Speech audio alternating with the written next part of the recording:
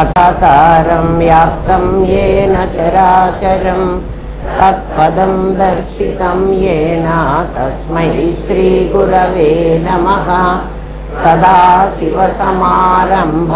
శంకరాచార్య మధ్యమాం అస్మదాచార్యపర్యంతాం వందే గురుపరంపరాం. గురుబ్రహ్మా గురుర్విష్ణు గురుదేవో మహేశ్వరః. గురు సాక్షాత్ పరబ్రహ్మ తస్మై శ్రీ గురవే నమః. నిత్యానందం పరమసుఖదం కేవలం జ్ఞానమూర్తిం విశ్వాతీతం గగన సదృశం తత్వమస్యాదిలక్ష్యం. ఏకం నిత్యం విమలమచలం సర్వధీ సాక్షిభూతం భావాతీతం త్రిగుణరహితం సద్గురుం తం నమామి. ఓం సహనావవతు సహనౌ భునక్తు సహ వీర్యం కరవావహై తేజస్వినావధీతమస్తు మా విద్విషావహై. ఓం శాంతి శాంతి శాంతి. అయ్యో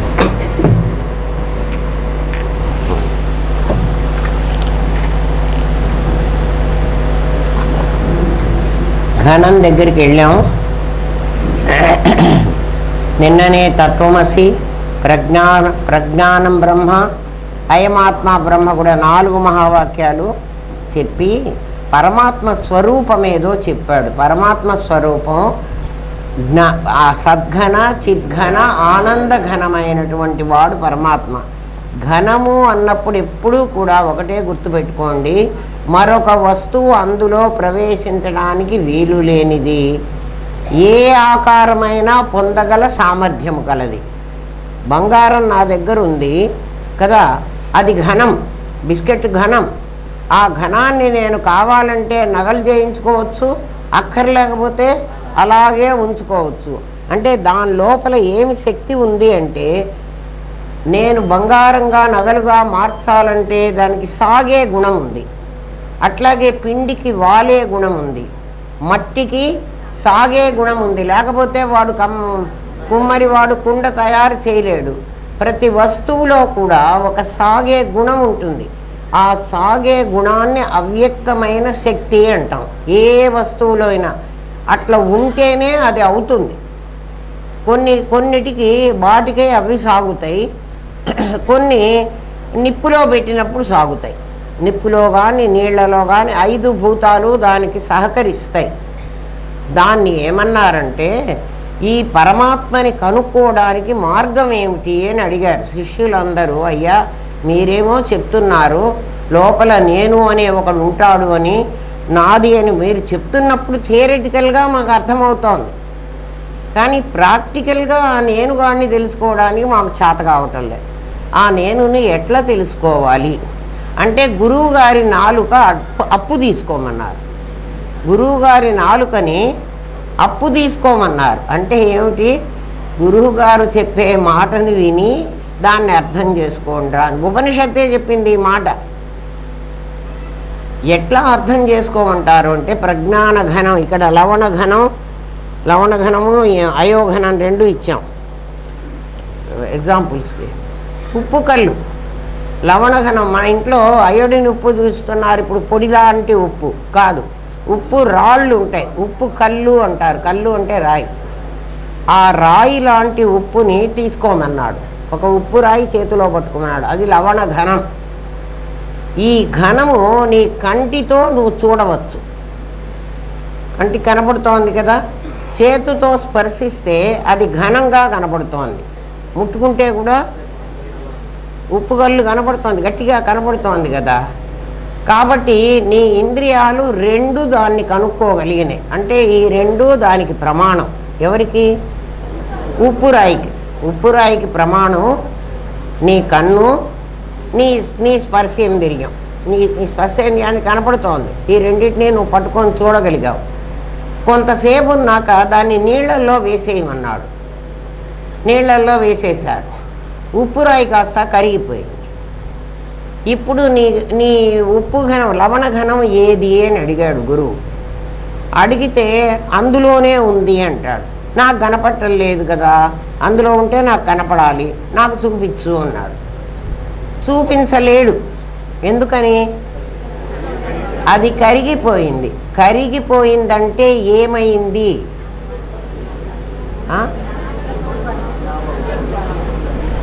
సరిగ్గా ఒక్కళ్ళు చెప్పండి, నాకు వినపడలే. కరిగిపోయిందంటే ఏమైంది? అది వ్యాప్తమైంది. అది వ్యాప్తమైంది. నామరూపాలు కోల్పోయింది కాదు. నామరూపాలు అసలు దానికి రాలే కదా. నామరూపాలు వచ్చినాయి అంటే ఏం కావాలంటే, అందుకనే మీరు మాట్లాడే మాటకి మీకే అర్థం తెలిస్తే కరెక్ట్గా మాట్లాడతారు.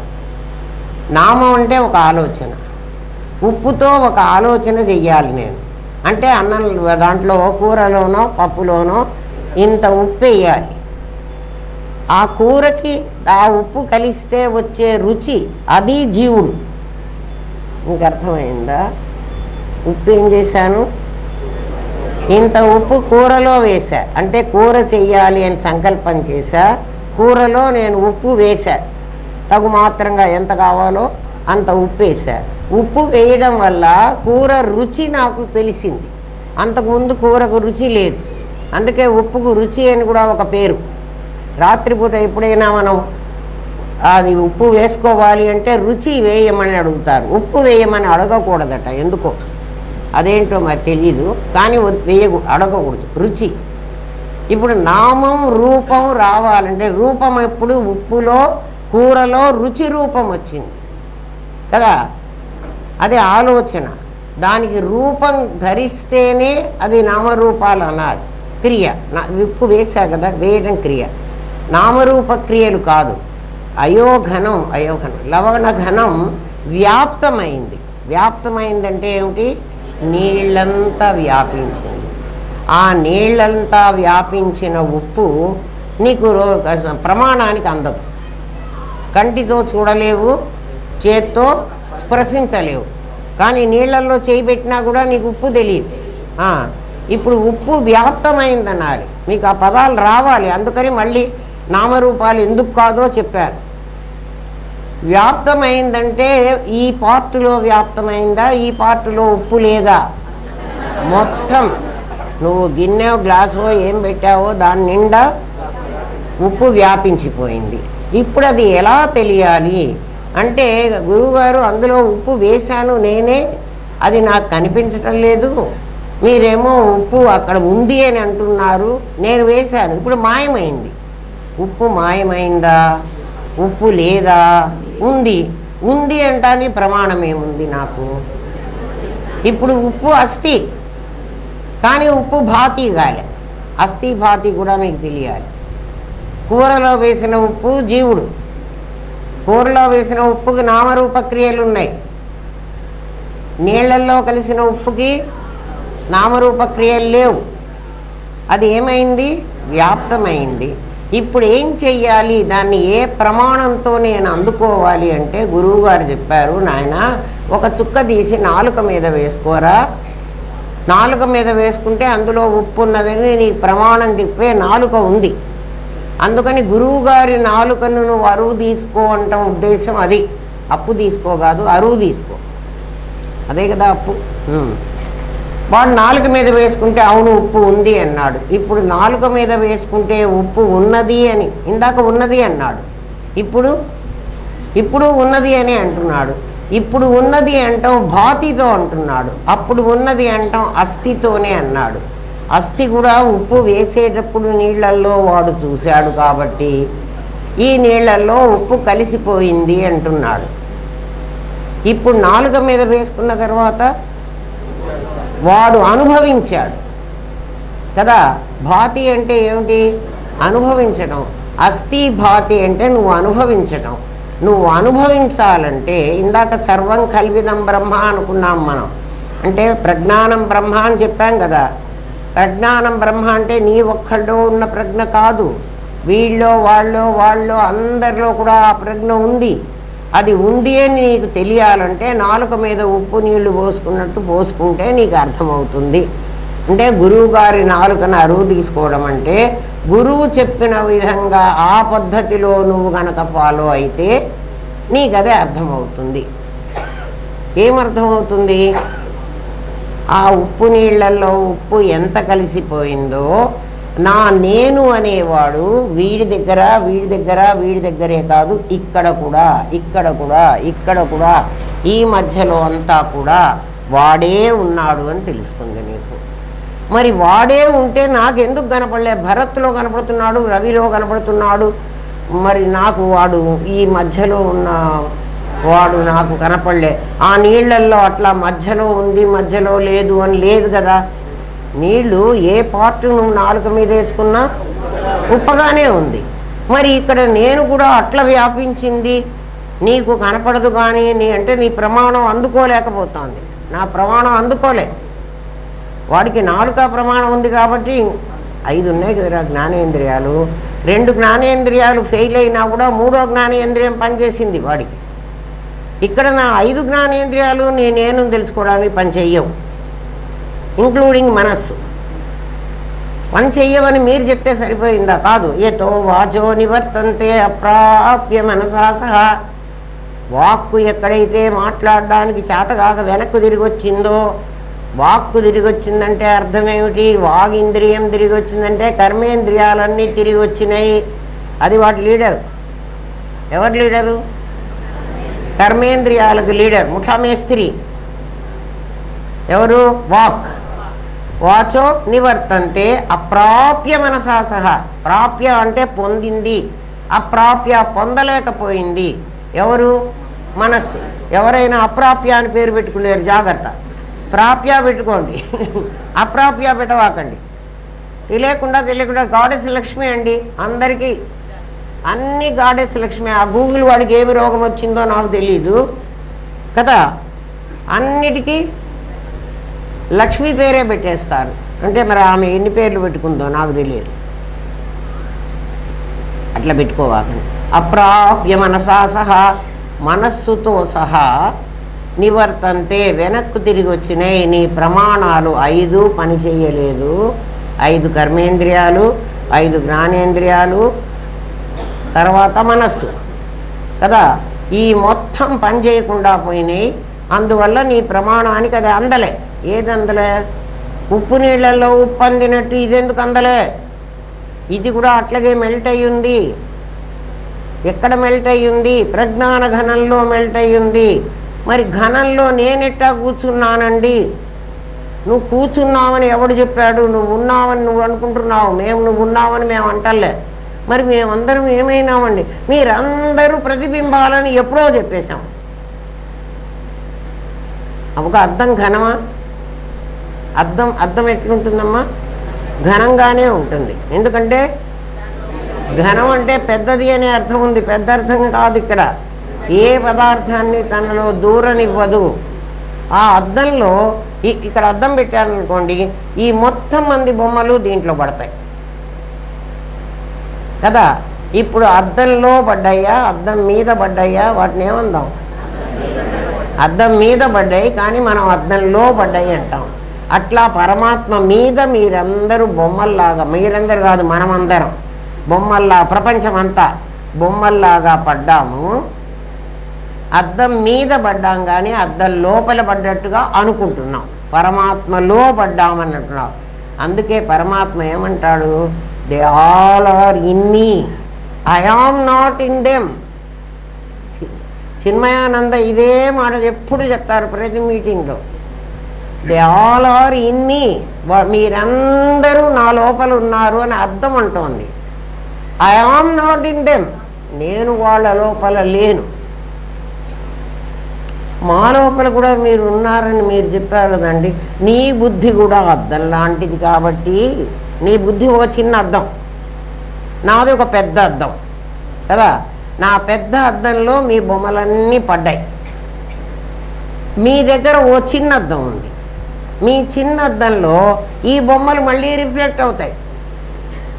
అయితే నా అద్దంలో మొత్తం మంది పడతారు, నీ అద్దంలో నేను, నా భార్య, నా పిల్లలు, నా ఇల్లు. అంటే నీ అద్దం పరిమితమైంది, నా అద్దం విస్తృతమైంది. అర్థమైందా? అది నాకెందుకు కనపడలేదు పరమాత్మ ఇదంతా వ్యాపించి ఉంటే అంటే, పరమాత్మ అద్దంలో, పరమాత్మ అద్దం అంటే మీకు ఘనం తెలియాలి, అందుకని ఆ ఘనం ఈ మధ్యలో కూడా ఉంది. ఉన్నది మీకు గురువుగారు నా 4 కప్పు తెచ్చుకుంటే మీకు ఏమర్థమైంది? ఇక్కడ అద్దం పెట్టుకున్నాను, ఇక్కడ అద్దం పెట్టుకున్నాను, అక్కడ అద్దం పెట్టుకున్నాను, చిన్న చిన్న అద్దాలు. ఆ అద్దంలో ఎంత పరిమితి పడుతుంది? ఈ అద్దాలన్నీ ఫ్రేమ్ ఉన్న అద్దాలు. నాది ఫ్రేమ్ లెస్ అద్దం. నీ ఫ్రేమ్ ఉన్న అద్దం అంతవరకు మాత్రమే నేను తీసుకోగలదు. నీ గదిలో ఉన్న అద్దం దానికి ఫ్రేమ్ ఉంది కాబట్టి నీ గదిలో వస్తువులను మాత్రమే కనిపించేట్టు చేస్తుంది. కాబట్టి మీ అద్దంలో, బుద్ధి దర్పణంలో మీ అద్దంలో మీ గదిలో ఉన్న వస్తువులు మాత్రమే పడతాయి. మీ గది ఏది అంటే, మీ గది దాంట్లో ఎవరెవరు ఉంటారు? మీ ఇల్లు, మీ ఇంట్లో ఎవరెవరు ఉంటారని, నేను, మా అమ్మ, మా నాన్న, నా పిల్లం, నా పిల్లలు కదా. అది పరిమితమైంది అనడానికి ఇంకొక రుజువు ఏమిటంటే, మీ కలలో వాళ్ళే వస్తారు. మీకు ఎప్పుడైనా కల వస్తే ఎవరు వస్తారు? ముగ్గురు కాదులే, మీ పరిమితమే. మీ ఫ్రేమ్లో ఎంతమంది పట్టారో వాళ్ళందరూ మీ ఫ్రెండ్స్ వస్తారు కదా. మీ మేనత్తలు, మేనమామలు, మీ అమ్మమ్మలు, మీ తాతయ్యలు, అంటే మాలే వస్తాయి. అసలు మా అని ఎందుకు అంటున్నామో తెలుసునా? అసలు మీరు మాట్లాడే మాటల్లోనే ఉంది. మా అమ్మమ్మ, మా తాతయ్య, మా నానమ్మ, మా జేజి నాయన, మా అంటున్నారు కదా. ఆ మా ఎవరో తెలుసునా? మీ నాది. నాదితో related, they all are my నాది రిలేటెడ్ మనుషులు. నేను రిలేటెడ్ కాదు. అర్థమైందా? ఎవడైనా అంటాడు ఏమన్నా, ఒరే ఆమె ఎవరు అంటే, మా నానమ్మ. ఎందుకని మా అంటున్నాడు? నాదికి సంబంధించిన వాళ్ళు. మీ మామూలు భాషలోనే అద్వైతం తెలుస్తుంది. ఎప్పుడు తెలుస్తుంది అంటే, మీకు అద్వైతం తెలిస్తే ఇది తెలుస్తుంది, లేకపోతే తెలియదు కదా. వాళ్ళ నానమ్మ అంటలేదు కదా. ఎవడైనా వాళ్ళ నానమ్మ అంటాడు. మా నానమ్మ, వాళ్ళ నానమ్మ. వాళ్ళ నానమ్మ అంటే ఆ నాదికి సంబంధించిన వాడు, ఈ నాదికి సంబంధించిన వాడు మా. ఏం మాట్లాడుతున్నారో చూడండి. జీవుడు ఎంత భాష నేర్చుకున్నాడో. ఏమ్మా అంటే, మీరు మాట్లాడుతున్నప్పుడల్లా, ఆలోచించినప్పుడల్లా, పని చేస్తున్నప్పుడల్లా నేను నేనుగా చేస్తున్నానా, నాదితో చేస్తున్నానా? మీరు ఎప్పుడైనా ఒక మాట మాట్లాడినప్పుడు వెంటనే తన మీద పడకుండా తన్ని తను ప్రొటెక్ట్ చేసుకుంటూ ఉంటాడు జీవుడు. వెంటనే మీరు అర్థం చేసుకోండి, ఒరే వీడు ఇప్పుడు నాదిగా మాట్లాడుతున్నాడు రా, మాట్లాడుకుంటా. నాలుక ఖర్చుకున్నారంటారు చూడండి. వెంటనే దాన్ని లోపలికి లాక్కో. ఇంతకంటే సాధన అసలు లేదు. వేదాంతం తెలుసుకోవాలి అంటే ఏం క్వాలిఫికేషన్ అక్కర్లేదు. నేనును నాదిని విడదీయడం నేర్చుకో. 24 hours కదా. మరి నేనును నాదిని కలుపుకుంటూ ఉంటే, పేడ బెల్లం కలిపేశాను, అయ్యయ్యో కలిపేశానే, మళ్ళీ కలపకుండా ఇంకొకసారి ప్రయత్నం చేద్దాం. అట్లా చేస్తూ చేస్తూ ఉండగా చిన్నపిల్లవాడు నడక నేర్చుకుంటాడు. ఎట్లా నేర్చుకుంటాడు? ఒక్కొక్క అడుగు వేస్తూ ఉంటాడు, కింద పడిపోతాడు, మళ్ళీ లేస్తాడు. అయ్యో పడ్డాను కదా ఇంక లేవకూడదు అని అట్లనే కూర్చుంటాడా? మళ్ళీ వాడు చేసి నీ నాదిని నువ్వు కలుపుకుంటూనే ఉంటావు, మళ్ళీ గ్రహిస్తూ ఉండు, అందులో నుంచి మళ్ళీ యువతలికి రా. లవణ ఘనం అంటే అది. లవణ ఘనం అయోఘనం ప్రజ్ఞాన ఘనం లాంటిది. అయోఘనం ఎందుకు ఇచ్చాడు? 2 ఇచ్చాడు. లవణ ఘనమేమో మెల్ట్ అయిపోయేది, నీళ్లల్లో కలిసిపోతుంది, ఇంకది వేరుగా ఉండదు. మరి అయోఘనం ఎందుకు ఇచ్చాడండి? అయోఘనం అంటే ఇనపగుండు. ఇనపగుండు ఎందుకు ఇచ్చాడండి? ఇది కలవదు, కలవకుండా ఉండి 2 క్వాలిటీస్ పెట్టుకుంటుంది. మనమందరం అదే, అందుకనే నేను ఇక్కడ అయోఘనం ఇచ్చాను. చదువుకుంటే అర్థం కాదు, చెప్తే అర్థం అవుతుంది. అయోఘనం అంటే ఇనప గుండు. ఇనప గుండుకు 4 లక్షణాలు ఉంటాయి. ఏమిటి? ఇనప గుండు నల్లగా ఉంటుంది, ఇనప గుండు చల్లగా ఉంటుంది, ఏమ్మా ఇనప గుండు బరువుగా ఉంటుంది, ఇనప గుండు గుండ్రంగా ఉంటుంది. అంటే ఇనప గుండుకు ఆకారం ఉంది. నాకు కూడా ఆకారం ఉంది. నేను 5 అడుగుల 3 అంగుళాలు ఎత్తున్నాను, ఇన్ని కేజీల బరువు ఉన్నాను కదా. నేను ఇనపగుండు. ఈ ఇనపగుండుని ఇందాక చెప్పిన ఈ ప్రజ్ఞాన ఘనంలో ముంచాం.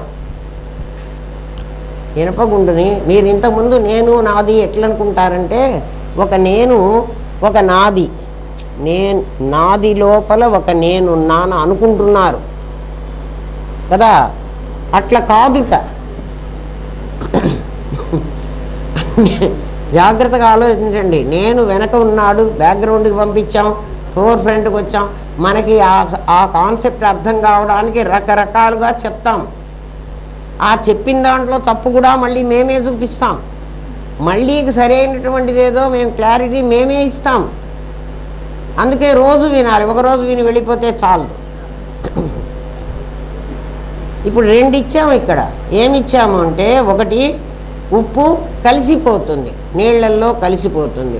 ఇప్పుడు నువ్వేమనుకుంటున్నావు? నేను వెనక్కి వెళ్ళిపోయింది అనుకుంటున్నావు, నీ నాది ముందుకొచ్చింది అనుకుంటున్నావు, నీ నాదికి ఒక స్వభావం ఉంది, నేనుకొక స్వరూపం ఉంది అని నువ్వు అనుకుంటున్నావు. నీళ్లకు ఒక స్వభావం ఉంది, ఉప్పుకు ఒక స్వభావం ఉంది కదా. ఈ 2 కలిసిపోయినట్లు నేను నాది కలిసిపోయింది అనుకుంటున్నావు. అట్లా కలవలే, పేడా బెల్లంలాగా కలిసింది. అక్కడ నీళ్లు ఉపయోగపడుతున్నాయి, ఉప్పు ఉపయోగపడుతోంది. ఇక్కడ నేను ఉపయోగపడుతుంది, నాది ఉపయోగపడదు. అర్థమవుతుందా అమ్మా? ఇక్కడ నేను ఉపయోగపడుతుంది, నాది ఉపయోగపడదు. ఏం ఉపయోగపడుతుందంటే నేనే కదా నీ జ్ఞానేంద్రియాలతో పని చేయించేది. ఆ నేను ఎప్పుడైతే తీసుకోలేకపోయిందో, ఇది కేర్ ఆఫ్ జమ్మి చెట్టే కదా. కాబట్టి ఇందులో ఉపయోగపడనిది ఏది? నాది. అందుకని నేను నాదిని అట్లా వేరు చేసుకుంటున్నావేమో. అట్లాంటి వేరు చేసుకోవాకు. అందుకని నీకు ఇంకొక ఎగ్జాంపుల్ ఇస్తున్నాను అన్నాడు. ఇనపగుండుకి 4 లక్షణాలు ఉన్నాయి. దాన్ని నిప్పులో పడేశాం. ఇనపగుండును నిప్పులో పడేశాను, ఈ ఇనపగుండుని ప్రజ్ఞానం బ్రహ్మలో పడేశాను. ఇనపగుండులోకి ఎలాగైతే నిప్పు కణాలన్నీ ప్రతి అణువుని అది అంటించుకుని వచ్చాయో, మొత్తం ఇనపగుండు లోపల బయట అంతా నిప్పైపోయింది. నిప్పైపోయి ఇప్పుడు ఇనపగుండు ఎలా ఉందంటే, నల్లగా ఉన్న చోట్లో ఎరుపు రంగు వచ్చింది కదా. చల్లగా ఉన్న చోట్లో చేతిలో పెట్టుకుందామా ఇనపగుండుని, కాలిపోతాం. దాని గుండుగా ఉన్నది అట్లాగే ఉంది, దాని బరువు అట్లాగే ఉంది. ఇప్పుడు గుండుగా ఉన్నది బరువుగా ఉన్నది నాది కదా. నల్లగా ఉన్నది ఎర్రగా అయిందంటున్నానే, అది నేను. అది ఎక్కడ అయింది అంటే ప్రతి అణువులో అయింది. ప్రతి అణువు ఏమైంది? నిప్పయింది. ప్రతి అణువు నిప్పయింది కదా. ఇప్పుడు మనందరం మామూలు మనుషులం కదా. అంటే బ్రహ్మ విద్య తెలియకముందు, రామనాథం గారు మనకు దొరకకముందు, ఆర్య దర్శన స్పర్శ కాలే, ఆ ఆర్యుడైన వాడి దర్శనము స్పర్శ ఒక్కసారి ఆయన చూపుతో నన్ను చూసినప్పుడు కదా, అప్పుడు కదా మనం, అప్పుడు మన్ని నిప్పులో దాంట్లో పడేశారు. దేంట్లో? ఆ ఇనపగుండుని నిప్పుల కొలిమిలో వేశారు, మనల్ని ప్రజ్ఞాన ఘనంలో వేశారు. అంతకుముందు మేము ఉన్నాం కదండి. నేను ఇప్పుడు 1942లో పుట్టాను, మీరు 73లో మీ గురువుగారు ఆర్య దర్శన స్పర్శకాలే అన్నారు. మరి అప్పటి వరకు నా కథ ఏంటి? నేను అప్పుడు కాదా? నేను నాది నాకు లేదా? ఖచ్చితంగా ఉంది నాయన. నువ్వు బొగ్గులాగా ఉన్నావు. నువ్వేమిటంటే బొగ్గువి. బొగ్గు పని ఏమిటి అంటే ఇంకేదన్నా అది నిప్పు అయితే ఇంకో దాన్ని వంట చేస్తుంది, అంటే హీట్ పుట్టించి దాన్ని ఉడికించడానికి బొగ్గు పని చేస్తుంది. బొగ్గుగా ఉంటే ఏం పని చేయదు. ఆర్యదర్శన స్పర్శ కాలంలో ఏం చేశారంటే మన బొగ్గులలో ఇంత చిన్న నిప్పు తీసుకొచ్చి పడేశారు. ప్రజ్ఞాన ఘనం అనేటువంటి నిప్పుని మనది బొగ్గుల కుంపటి అనుకోండి, చాలా బొగ్గులు ఉన్నాయి మన దగ్గర కదా. ఈ కుంపట్లో ఇంత నిప్పేశారు, అదే శక్తి ఇచ్చారు, శక్తిపాతం చేశారు. 5 ఇంద్రియాలలో ఏ ఇంద్రియం ద్వారా శక్తి ఇవ్వచ్చు. వెంటనే ఏమైంది, అమ్మ మీ దగ్గర నేను 30 ఏళ్ల కిందట తీసుకున్నాను, నాకేం కాలేదు. ఏం అవదు, ఇంత నిప్పు తీసుకుపోయి పడేసుకుంటే అది మంట పెట్టుకోకపోతే అది ఆరిపోతుంది. అది మంట పెట్టుకుంటే విసురుకొనో ఏమో నీ కష్టం నువ్వేం పడతావో, దానికి ఏం మంట పెట్టి దాన్ని డెవలప్ చేస్తావో నీ ఇష్టం. కొంతకాలానికి ఏమైపోతుందంటే ఆ నిప్పు పక్క బొగ్గు కంటించి, ఆ బొగ్గు ఇంకో బొగ్గు కంటించి, మొత్తం కుంపట్లో బొగ్గులన్నీ నిప్పై కూర్చుంటాయి. లవణ ఘనం కన్నా ఈ అయోఘనం అలాంటిది. ఇప్పుడు మొత్తం ఏమైపోయినారు అంటే ఇనపగుండంతా ప్రతి అణువు ఏమైపోయింది, నిప్పైపోయింది కదా. అంటే ఇప్పుడు నాది ఎక్కడుంటుంది, నాది లేదు, నాది ఏమైపోయింది, నేనైపోయింది. ఇప్పుడు లవణఘనానికి అయోఘనానికి తేడా తెలిసిందా? ఇప్పుడు మనం అందరం ఏమిటి, ఇనపగుండం. మన బరువు ఉంది, మన ఆకారం ఉంది కదా, కానీ మనం నేనుగా ఉన్నాం. మరి నేనుగా అయిపోయిన తర్వాత కూడా ఇంకా నాది లక్షణాలు ఎందుకు మనకి చెప్పండి? నాది లక్షణాలు ఎందుకు పెట్టుకుంటున్నాం అంటే నేను అవ్వలేదన్నమాట. ఇంకా మీరే ఆలోచించండిరా. ఎందుకంటే మీకు తెలిసిన మాటతోనే తెలియని దాన్ని చెప్పాలి నేను. వాళ్ళేమో ఋషులు కాన్సెప్ట్ చెప్తారే కానీ దాన్ని ఎట్లా మనకెట్లా అప్లై చేసుకోవాలో వాళ్ళు చెప్పరు. ఎందుకంటే వాళ్ళకి ఇవన్నీ లేవు, బొగ్గులు కుంపట్లు కదా, వాళ్ళ కాలంలో లేవు పాపం. వాళ్ళు ఏదో కందమూలాలు తిని బతికారు. మనకి అవి చెప్తే మనకు అర్థం కావు. ఎందుకంటే మనం వానప్రస్థాశ్రమంలో ఉన్నాం అనుకుంటున్నాం. గృహస్థాశ్రమంలో ఉండి వానప్రస్థం అంటాడు ఒకడు. ఆశ్రమాలు తెలీదు, మాటలు మాత్రం బాగొచ్చు ఒక్కొక్కడికి. సరే, ఇదిగో ఆ ప్రజ్ఞకు, ఏ ప్రజ్ఞకు ఏదైతే అంతకుముందు బొగ్గుగా ఉన్నదాన్ని, అంతకుముందు ఇనపగుండులాగా ఉన్నదాన్ని ప్రతి అణువు కూడా నిప్పే చేసింది. ఇనపగుండులో కొలిమిలో వేసిన తర్వాత కొంచెమన్నా ఇనపగుండు ముక్కని ఒక రసను వెతకండి, పగలగొట్టండి, లోపలంతా ఏముంది. మా గురుదేవులు మమ్మల్ని కొలిమికి వెళ్ళి చూడమనేవాళ్ళు. ఆ కొలిమి దగ్గర ఇనపది కాల్చి ఒక్కొక్కడి ఇట్లా పెట్టి కష్టపడి కొడుతూ ఉంటారు. అది ఇంత వేడిగా కాలి ఉంటుంది అది కదా. దాంట్లో ఇంత ముక్కైనా ఇనుము ఉంటుందా? అది ఇనుమే. ఆ ఇనుమే ఏమై ఉంటుంది, ఇప్పుడు నిప్పైపోయింది కదా. మళ్ళీ కొంతసేపు కనుక పక్కన పెడితే ఆనందధామంలో ఉన్నప్పుడంతా మాకు చాలా బాగుంటుందండి, అక్కడికి పోగానే మళ్ళీ ఇదంతా పోతున్నదండి. ఎందుకు పోతున్నదో ఇది కారణం. అర్థమైందా? ఇక్కడ అయోఘనం అన్న పాటకు అది అర్థం. ఇది టెక్స్ట్ బుక్. ఈ టెక్స్ట్ బుక్ని మళ్ళీ టీచర్ చెప్పాలి. టీచర్ దీన్ని చెప్పాలంటే వాడు తయారవ్వాలి. ఆ టీచర్ చెప్పేది ఇప్పుడు మీకు చెప్తున్నా. ఈ పుస్తకం చదువుకుంటే మీకు తెలియదు, టెక్స్ట్ బుక్ చదువుకుంటే తెలియదు, రెఫరెన్స్ బుక్స్ చదువుకుంటే ఇది అర్థం అవుతుంది. తెలిసిందా? సరే, ఆ ప్రజ్ఞకు, ఏ ప్రజ్ఞ? నా లోపల ఉన్న ఒక నేను, ఒక నాది కాదు. ఈ రోజు నుంచి మన కాన్సెప్ట్ మారిపోవాలి. ఏం మారిపోవాలి? ఇనపగుండు, కాలిన ఇనపగుండు. కాలిన ఇనపగుండులో ఎవ్రీ పార్ట్ ఇనుమే. అందులో కొంత ఇనుము, కొంత కాదు. ఇంతకుముందైతే నా లోపల నేనున్నాను, ప్రజ్ఞానఘనం, నా పైన నాది ఉంది. ఈ నాది నేను కాదు, నేను నాది కాదు. ఇప్పుడు ఉన్నది నేనే, నాది లేనే లేదు. ఒకవేళ నాది ఉన్నది అని నాకు అనిపిస్తే, నాకు అనిపిస్తుంది కదా, కనిపిస్తుంటే లేదని ఎట్లంటాను? నాకు అనిపిస్తే అది నా నీడ, దాని పేరు ఆభాస.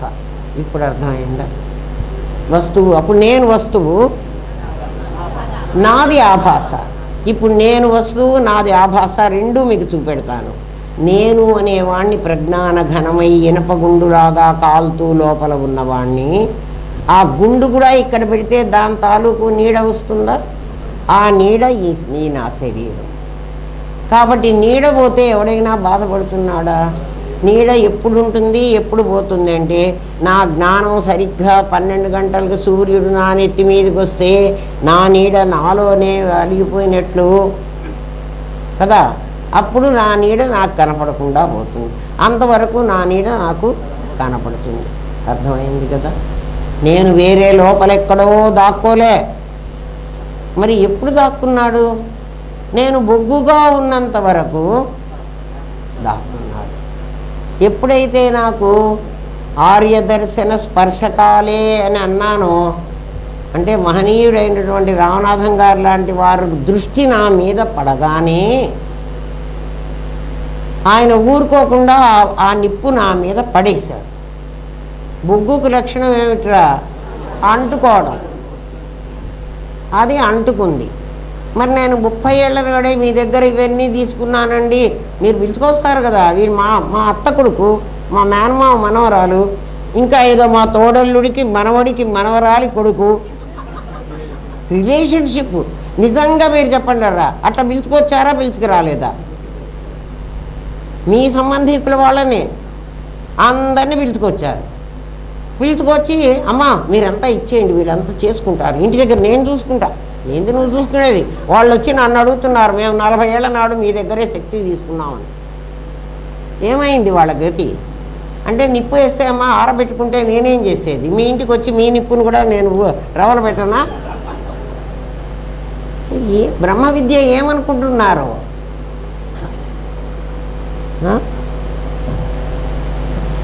అర్థమైంది కదా మీరు చేస్తున్న తప్పులు? పైగా ఇంకా ఏం చెప్తాయి, అమ్మ అట్లాగే అంటారులే కానీ మీకు తెలియదులే, అట్లే అంటారు కానీ మీకు అంతా చాలా తెలుస్తోంది, మీకు అంత సమాధి కూడా వచ్చేసింది. వాళ్ళు చేసుకుంటే నష్టపోయేది మీరే, నాకేం నష్టం లేదు కదా. నేనేమన్నా ఇంతమందికి శక్తి ఇచ్చాను, ఇంతమందికి సమాధి వచ్చింది కాబట్టి నాకు ఈ క్వాలిఫికేషన్ ఉందని నేనేం బోర్డు మీద రాసుకోక్కర్లేదు, నాకు అవసరమే లేదు. నాకు మీరందరూ లేరు అసలు కదా. ఒకవేళ మీరు ఉన్నారు అంటే నీడగా ఉన్నారు. మరి నీడగా ఉంటే పాఠం ఎందుకు చెప్పుకుంటున్నారు అంటే నాకు నేనే చెప్పుకుంటున్నా కదా. వింటున్నది కూడా నేనే కదా, చెప్పుకుంటున్నది కూడా నేనే. ఆ ప్రజ్ఞకు, ఏ ప్రజ్ఞ? నీ లోపల ఉన్న ప్రజ్ఞ, నీ బయట ఉన్న దేహము కాదు, నీ నిప్పైపోయిన ప్రజ్ఞ. అప్పుడు నీ విశేషము నీ సామాన్యం ఏకమైపోయి ఉంటాయి. ఎట్లా అవుతాయి? అంతకుముందు నువ్వు విశేషంగా ఉన్నావు, సామాన్యము విశేషము అని రెండు ఉన్నాయి కదా. సామాన్యం ప్రజ్ఞ, విశేషం అది సచ్చిత్తులు, ఇది అస్థిభాతి కదా. ఇప్పుడు అస్థిభాతి సచ్చిత్తులు రెండు కలిసి ఒకటైపోయినాయి. ఏమైపోయినాయి? నా కనిపిస్తున్న నా శరీరం ఆభాస అయిపోయింది, ఉన్న నా నిప్పు నా స్ఫురణ, అదే ప్రజ్ఞానం బ్రహ్మ, అది స్ఫురణ. నీకు ప్రజ్ఞానం బ్రహ్మ అనుభవంలో వచ్చింది అంటే ఇది రావాలి. ఏం రావాలి? నీ శరీరం బొగ్గంతా ఇప్పుడు ఏమైపోయింది? నిప్పైపోయింది. ఇప్పుడు బొగ్గులో ఏ పార్ట్ చూసినా నిప్పే. కుంపట్లో ఆవు నిప్పవగానే ఏం చేస్తావు? ఏదన్నా నీళ్లు కాగబెట్టుకోవడానికి ప్రయత్నిస్తావు. లేకపోతే బొగ్గుగా ఉంటే కాసదు, నిప్పుగా ఉంటే కాస్తుంది. అందుకని నాకెందుకు సాధన రావటం లేదు అంటే నువ్వు ఇంకా నిప్పు కాలే. నిప్పు కావాలంటే ఏం చేయాలి? నేను కొత్తగా మళ్ళీ నిప్పు తెచ్చుకొని నా కుంపట్లో వేసుకోవాలనా? ఉన్న నిప్పుని కాస్త విసురుకో, అది సాధన. సరే, ఆ ప్రజ్ఞకి స్ఫురణ అని, తెలివి అని, పరమాత్మ అని, సబ్జెక్ట్ అని, దృక్ అని ఎన్నో పేర్లున్నాయి. అది సత్యమని, జ్ఞానమని, అనంతమని, ప్రకాశమని ఋషులు గ్రహించారని, అనంతమైన ఆ శక్తికి కాస్మాస్ అంటారు. అనంతమైన ఆ శక్తి ఎలా ఉంటుందో అది నిరుపాధికం. అది ఎట్లా ఉంటుందో చెప్తున్నాడు. నీకు ఏ వస్తువునైనా చూడాలంటే, పగలు చూడాలంటే సూర్యకాంతి కావాలి. ఒక వస్తువుని పగలు చూడాలంటే సూర్యకాంతి కావాలి. ఒక వస్తువుని అక్కర్లేదు, ఎదురుగా ఉన్న మనిషిని చూడాలన్నా కదా, చీకట్లో మనిషి కనిపించడు. సూర్యకాంతి ఉంటే మనిషి కనిపిస్తాడు కదా. రాత్రి చూడాలంటే ఒక లైట్ వేసుకోవాలి. మీ ఇంట్లో వస్తువులే ఏం చూడాలన్నా నీకు కాబట్టి లైట్ కానీ సూర్యకాంతి కానీ నీకు వస్తువులను కనిపించేట్టు చేయగలవు అని నువ్వు అంటున్నావు. అవునా? ఆ మాట మీదే నిలబడతావా? ఆ మాట మీదే నిలబడండి. ఏమిటి మాట? సూర్యకాంతి నాకు వస్తువులను చూపిస్తుంది. ఎందుకంటే నాకు విజన్ ఉంది, 6/6 విజన్ ఉంది. నాకు కళ్ళు ఉన్నాయి. సూర్యకాంతి నాకు వస్తువుని చూపెడుతుంది. రాత్రిపూట అయితే లైట్ కాంతి, వెలుగు, అదే అగ్ని అనాలి, అది చూపెడుతుంది అని అంటావు నువ్వు కదా. ఆ సూర్యుడు ఈ అగ్ని కూడా ఉండి నాకు కళ్ళు లేకపోతే నాకు అవి చూపెడతాయా? చూపెట్టవు. పోనీ నా గుడ్లు ఇలా పీకి, 2 గుడ్లు పీకి ఇక్కడ పెట్టి, కళ్ళు చూసేవి కదా, నా కళ్ళు చూసినవి కదా, ఇవి పీకి ఇక్కడ పక్కన పెట్టి, ఓ కళ్ళు అక్కడ సూర్యకాంతి ఉంది, ఇక్కడ లైట్ కూడా ఉంది, నువ్వు అక్కడ వస్తువుని చూసి నాకు చెప్పవే అంటే చెప్తాయా? చెప్పవు. ఏమ్మా, సూర్యకాంతి ఉంది, వెలుగు ఉంది, నా కన్ను కూడా ఉంది, అయినా నాకు వస్తువు కనపడలేదు. మరి ఏది కనపడుతోందంటే నా లోపల ఉన్న స్ఫురణ అనేది పనిచేస్తేనే నాకు కనపడుతోంది. ఆ స్ఫురణ సూర్యకాంతి కంటే పవర్ఫుల్. ఎందుకంటే దానికి సూర్యకాంతి అక్కర్లేదు, సూర్యకాంతిలో చూడదు అది. అగ్నికాంతి కూడా దానికి అవసరం లేదు. నేనున్నాను అని నాకు తెలిసేటువంటిది నీకు తెలుస్తోంది కదా, అది సూర్యుడిలాగా ఉందా? మరి తెలియకుండానే ధ్యానం చేస్తుంటే అమ్మా మాకు జ్యోతి దర్శనం అయింది, ఇంత వెలుగు కనిపించింది అంటారు. వెలుగా నువ్వు అంటే నువ్వు ఎట్లా మోసం చేసుకుంటున్నావు ఆలోచించుకో. నిరుపాధికమైనటువంటి స్ఫురణ ఎలా ఉంటుంది అంటే నీ లోపల నీకు నేనున్నాను అని దేనివల్ల తెలుస్తోందో, ఏది నీ ఇంద్రియాలు లేకపోయినా ఎదుటి వస్తువును కనుక్కోగలుగుతోందో అది నీవు. అందుకని భగవద్గీతలో ఒక్కచోటే నీ అడ్రస్ చెప్పారు. న తద్భాసయతే సూర్యో న శశాంకో న పావకః.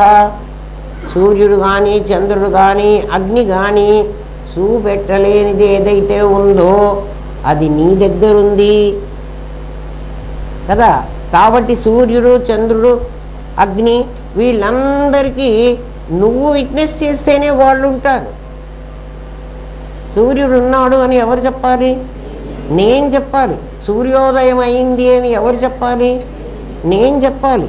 సూర్యుడు అస్తమించాడు, ఇప్పుడు చీకటి వచ్చింది, ఇప్పుడు వెలుగుంది అంటే వెలుగుని కూడా కనుక్కునేటువంటి శక్తి నీకుంది. నువ్వు ఆ శక్తిని ఎందుకు ఉపయోగిస్తున్నావు? నీ దగ్గర చాలా పవర్ఫుల్ కరెంట్ ఉందిరా, నువ్వు దేనికి ఉపయోగిస్తున్నావు? నిజంగా చెప్పండి రా, మీ శక్తిని దేనికి ఉపయోగిస్తున్నారు? అంతే. అయితే ఉపయోగించద్దా అండి? ఉపయోగించద్దు. కరెంటు మీ ఇంట్లో ఉంటే వంట చేసుకోవద్దని నేనంటానా? కరెంటుతో అంటించుకోవద్దు, షాక్ కొట్టించుకుని చావద్దని చెబుతారు కదా. ఆలోచించు. అది ఎలా ఉంటుంది అంటే ఐస్ గడ్డ అనేది నిరుపాధికం. ఇందాక ఉప్పుఘనం అని చెప్పాడు, ఇప్పుడు ఐస్బర్గ్ అని చెప్తున్నాడు. ధ్రువ ప్రాంతాల్లో కొండల్లాగా ఉంటుంది మంచు. గడ్డలు కాదు అనకూడదు, కొండలే అనాలి. ధ్రువ ప్రాంతాల్లో భూమి ఇట్లా ఉంటుంది కదా, గోళాకారంగా. ఉత్తర ధ్రువం దక్షిణ ధ్రువం అని ఉంటుంది. మనకి ఇక్కడ ఈక్వేటర్ అంటే భూమధ్య రేఖకు కర్కట రేఖ మకర రేఖకి మధ్యలో ఉన్నాం కాబట్టి మనకి ఎండ ఇదంతా వస్తుంది. ఇంకా పైకి వెళితే, ఇక్కడికి వెళ్ళగలిగితే ఇక్కడ ఏముంటుంది అంటే అంతా వాటరే ఉంటుంది, ఏముండవు. అక్కడ 6 నెలలు పగలు ఉంటుంది, 6 నెలలు రాత్రి ఉంటుంది. ఇక్కడ కూడా అంతే. ఇక్కడ పగలు ఉన్నప్పుడు ఈ ఉత్తరాయణం, ఇక్కడ పగలు.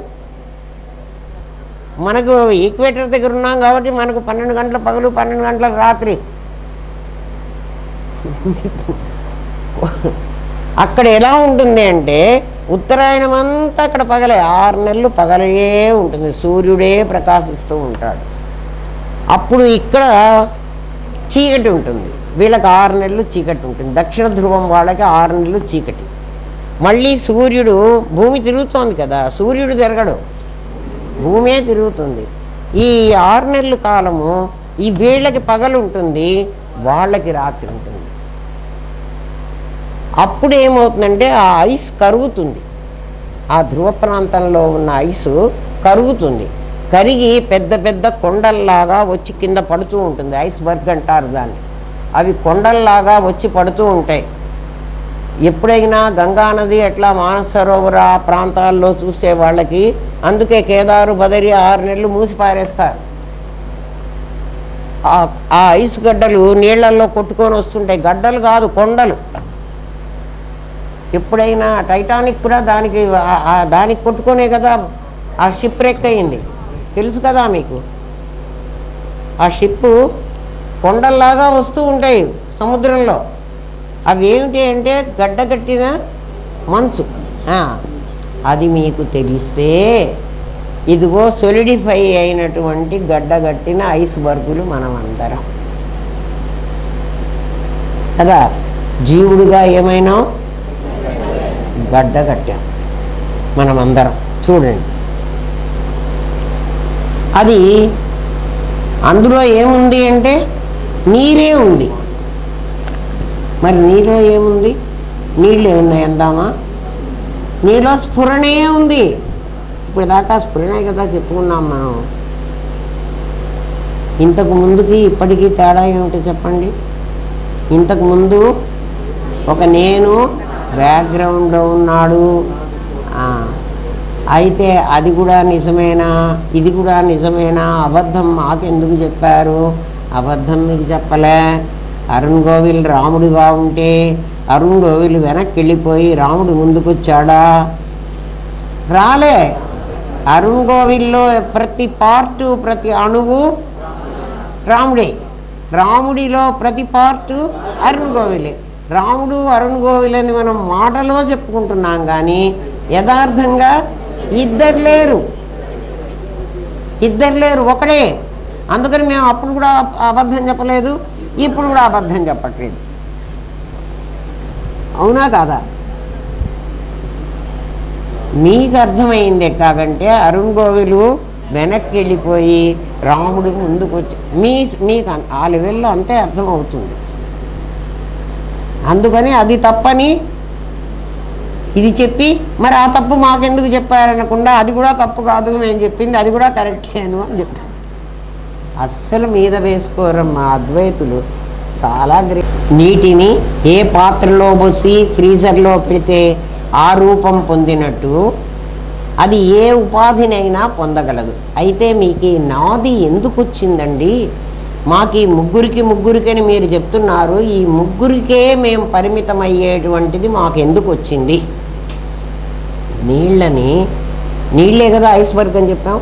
నీళ్ళని ఒక పాత్రలో పోసి ఫ్రీజర్లో కనుక పెట్టేటట్లయితే ఆ నీళ్లు ఆ పాత్ర ఆకారాన్ని పొందుతాయి. మన నీళ్ళని అంటే మన స్ఫురణ అనేటువంటి దాన్ని ఒక పాత్రలో పోసి ఈ మిథ్యా ప్రపంచం అనే ఫ్రీజర్లో పెట్టారు మన పెద్దవాళ్ళు. పెట్టేటప్పటికి మనమేమైపోయినాం, ఆ పాత్ర మిథ్యా ప్రపంచం. ఈ మిథ్యా ప్రపంచంలో మనం ఇలాంటి ఈ రూపాన్ని ధరించాం. ఎందుకురా మనం ఇట్లా అయిపోయినాము అని మీరు అనుకోక్కర్లే. తప్పెవరిది అంటే పాపం మన ఋషులు ఎంత సనాతన ధర్మాన్ని మనకు బోధించినా మనం అది కాకుండా ఈ సామాజికం చూడు. ఇప్పుడు ఏమంటున్నావు, ఇప్పుడు ఈ ప్రపంచంలో ఇప్పుడు ప్రజెంట్ మన ప్రపంచంలో మనకేమిటి గొప్ప చెప్పండి? ఎవడికి డబ్బులు ఉంటే వాడు గొప్ప. ఎవడు అమెరికన్ వాళ్ళ ఆ ఫ్యాషన్ని ఫాలో అయితే వాడు గొప్ప. అక్కడెక్కడో వాడు ఎందుకు కట్టుకుంటున్నాడో మరి మనకు తెలియదు కదా. వాడు కట్టుకునే గుడ్డలు మనం కట్టుకుంటే మనకు అది గొప్ప. పొద్దున్న నేను మీకు ఒకటి పెట్టాను కూడా చూడండి, మన సనాతన ధర్మాన్ని ఎంత నాశనం చేశారు అని. మనం ఎందుకు అట్లా తయారైనాం, అదే మనం కావాలని ఎందుకు కోరుకుంటున్నాం. మన్ని ఆ ఫ్రీజర్లో పెట్టారు. ఏ ఫ్రీజర్లో పెట్టారు? అసలే ఇది మిథ్యా ప్రపంచం. మిథ్యా అని చెప్పలే. మిథ్యా ప్రపంచం అంటే ఫ్రీజర్లో ఏముంటుందర్రా? Artificial atmosphere. అవునా కదా? ఒరిజినల్గా అట్మాస్ఫియర్ ఎట్లుంది మనకి ఇక్కడ? ఫ్రిడ్జ్లో ఎట్లా ఉంది? మరి దీనికి దానికి తేడా ఏమిటి? ఒక డబ్బా పెట్టి ఫ్రీజ్ చేసేసారు. మనందరినీ ఫ్రీజ్ చేశారు. ఎవరు? మన పెద్దలు. అందుకని ఏమైపోయినాం మనం? ఆ మోల్డ్లోకి వెళ్ళిపోయినాం. ఇప్పుడు ఆ మోల్డ్లో ఉన్నాం. ఎవరైనా రామనాథం గారు లాంటి వాళ్ళు వచ్చి ఒరే మీరు చేస్తున్న తప్పురా మీ దుంపల్లేగా అంటే ఏమోలే మీ ఆనందధామంలో ఉన్నంతసేపు మీరు మా చెప్పుకోండి, కానీ బయటికి వెళ్ళిన తర్వాత మళ్ళీ మాది మాకే కదా. ఇన్నిసార్లు చెప్పాల్సిన అవసరం ఎందుకు వస్తుందిరా అంటే ఫ్రీజర్లో పడ్డారు. ఆలోచించండి. ఒకడు కాదు, అందరినీ. అంటే మిథ్యా ప్రపంచం అన్నాం కదా. మిథ్యా ప్రపంచం. మన భారతదేశ సనాతన ధర్మంలో మన పెద్దలు మన్ని ప్రొటెక్టెడ్గా పెంచారు. అంటే అటువంటి వాతావరణంలో పడనివ్వకుండా మన సనాతన ధర్మంలో, అదే హిందూ ధర్మం అంటున్నారు. హిందూ ధర్మం కాదది, సనాతన ధర్మం మనది. సనాతన ధర్మం అంటే ఎప్పుడు ప్రారంభమైందో మనకు తెలియదు కదా. ప్రకృతిని ఛేదించుకుని పరమాత్మను తెలుసుకునేటువంటి మార్గం మతం. వాళ్ళు ఆ మార్గంలో ఉన్నారు. మన ఫ్రీజర్లోకి వాళ్ళు రాలే. వాళ్ళందరూ వేరే ఫ్రీజర్లలో ఉన్నారు. ఎవరు? వేరే మతస్థులంతా. భారతదేశంలో ఉండే వాళ్ళందరూ అసతోమ సద్గమయ. మన మన మన అట్మాస్ఫియర్ చెప్తున్నా. అసత్తు నుంచి సత్తులోనికి వెళ్ళు. ఇప్పటికి కూడా అదే చెప్తానులే, అసతోమ సద్గమయ కదా. తమసోమ జ్యోతిర్గమయ. ఒరే తమస్సులో అజ్ఞానం అనే చీకట్లో పడున్నాన్రా, జ్యోతిష్యులోకి వెళ్ళు, ప్రకాశంలోకి వెళ్ళు. ప్రకాశం ఎక్కడుంది? నీ లోపల ఉంది. తమస్సు ఎక్కడుంది? నీ బయట ఉంది. నీ నాది తమస్సు, దానిలో నుంచి దానిలోకి వెళ్ళు. మృత్యోర్మ అమృతంగమయ. ఇది మన సనాతన ధర్మ సూత్రం. ఎవరికి తెలీదు. హిందూ అంటారు. ఆ హిందూ ధర్మం అని, హిందూ మతం అని చెప్పే వాళ్ళందరినీ రాండ్రా నాయనానే చెబుతాను అని చెప్తే వాడు ఒక్కడు రాడు. తెలుసుకోవాలని కూడా లేదు. కాబట్టి భారతదేశంలో అసతోమ సద్గమయ, తమసోమ జ్యోతిర్గమయ, మృత్యోర్మ అమృతంగమయ. ఒరే మృత్యువైనటువంటి శరీరం నేనని నమ్ముకున్న స్థితిలో ఉన్నావురా పిచ్చివాడా. అమృతత్వాన్ని పొందేటువంటి దాన్ని నువ్వు సంపాదించుకో. ఈ 3 మార్గాలు నువ్వు వెతుక్కోరా అని మన ప్రాచీన ఋషులు మనకి ఇదే చెప్పారు. అందుకోసం భారతదేశం అని ఒక బార్డర్ని మనకు పెట్టి, ఇందులో మాత్రం ప్రొటెక్టెడ్ ఏరియా ఇది. ఈ ఏరియాలోకి ఎవడు రాకూడదు. మనలోనే స్వార్థపరులు తయారై ఇంకొకళ్ళని రావడానికి చోటిచ్చారు. ఆ జయచంద్రుడు అనేవాడొకడు హిస్టరీ చదువుకుంటే తెలుస్తుంది మీకు. పృథ్వీరాజు కాలంలో పృథ్వీరాజు పాపం ఎదిరించాడు. వాడు వాళ్ళకి చోటిచ్చి మెల్లగా మహమ్మదీయుల్ని మన దగ్గరికి పిలుచుకొచ్చాడు. వాళ్ళ సహాయం తీసుకుని వాళ్ళ ఏరియా నుంచి వాళ్ళు వచ్చారు ఇక్కడికి. అట్లాగే క్రైస్తవుల్ని తీసుకొచ్చారు. రకరకాల మతాల వాళ్ళని తీసుకొస్తే మనం ఆ మతానికి ఆకర్షించబడి మనది మర్చిపోయి, అది చాలా గ్రేట్. ఎందుకంటే ఎల్లయ్య పుల్లయ్య ఎల్లుగాడు పొల్లుగాడు అంటే మిస్టర్ ఎల్లయ్య అని వాళ్ళు అంటున్నారు. అందుకని ఇదేదో బాగుందిరా అందుకని అందులోకి వెళదామని వెళ్ళారు. కావాలంటే మీరు పరీక్షించి చూసుకోండి. 1000 సంవత్సరాల క్రిందట ఉన్నటువంటి వాళ్ళ హిస్టరీ తీసుకుంటే వాళ్ళందరూ భారతీయులే. ఒక 250, 300 ఏళ్ల కిందటి నుంచి తీసుకోండి, వీళ్ళందరూ క్రైస్తవులందరూ భారతీయులే. ఏమైపోయినాము? ఎందుకు మనం ఇట్లా తయారైనాం? మనం వాళ్ళని చూసి మన బార్డర్స్ దాటి దాంట్లో ఫ్రీజర్లో మన్ని మనం పెట్టుకున్నాం. మన పెద్దలు పెట్టలే, ప్రొటెక్టెడ్ ఏరియాలో పెట్టారు మన్ని. అదేం కాదులే ఇదేం కాదులే. నేను కొన్ని చెప్తూ ఉంటా. వాళ్ళ ఇళ్లలో పిల్లలే వాళ్ళని ఒప్పుకోవటంలే. ఏం లేదులే మీ పాతకాలం పద్ధతులు, మీ చింతకాయ పచ్చడా ఉసిరికాయ పచ్చడా, ఒక్కొక్కళ్ళని చెంప బగలగొట్టి సనాతన ధర్మంలోకి లాక్కురండి. ఇది తెలియకపోతే మీ పిల్లలనైనా మీరు శిక్షించండి. మీ ధర్మాన్ని మీరు నిలబెట్టుకోండి. ధర్మాన్ని నిలబెడితే మీరు నిలబడతారు. లేకపోతే ఇంకా కొంతకాలం అయితే చూసిన ఇట్లా కూర్చొని మనం పాఠం చెప్పుకోవడానికి కూడా ఋషులు చెప్పింది మనం చెప్పుకుంటే మనం తీసుకుపోయి అరెస్ట్ చేసి పారేస్తారు. మీ ఇష్టం, ఆలోచించుకోండి.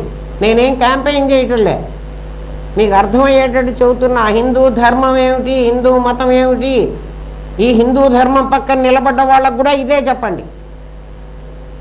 అసత్ అంటే ఏమిటి? అసతోమా సద్గమయ తమసోమా జ్యోతిర్గమయ. అదే భారతీయత, భగవద్గీత భారతీయత అని రాశాను.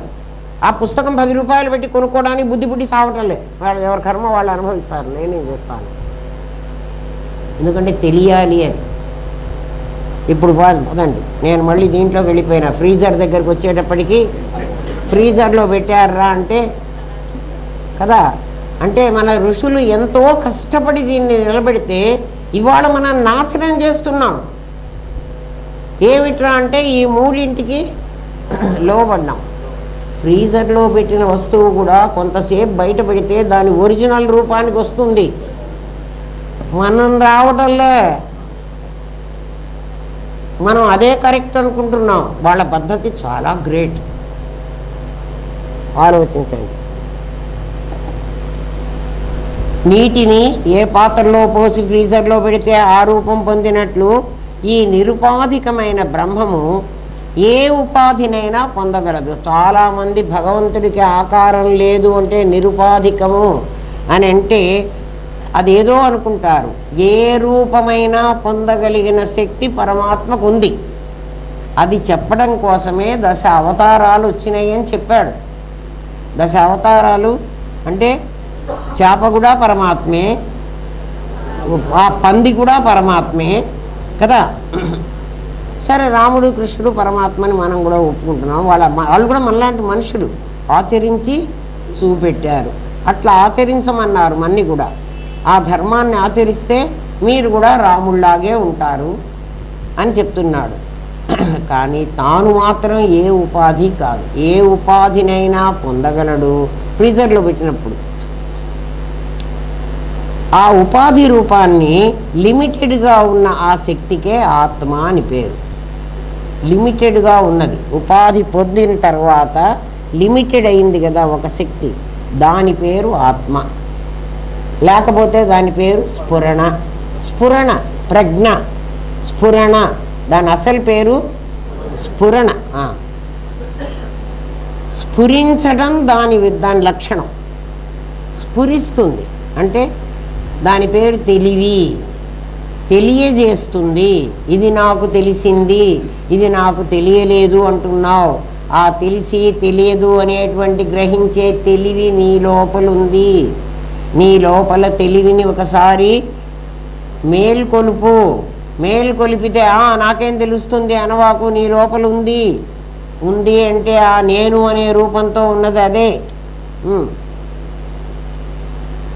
అదే అన్లిమిటెడ్గా ఉంటే పరమాత్మ, లిమిటెడ్గా ఉంటే ఆత్మ కదా. ఆ ఆత్మకు జీవాన్ని తోడించి ఏం చేసాం? జీవాత్మ.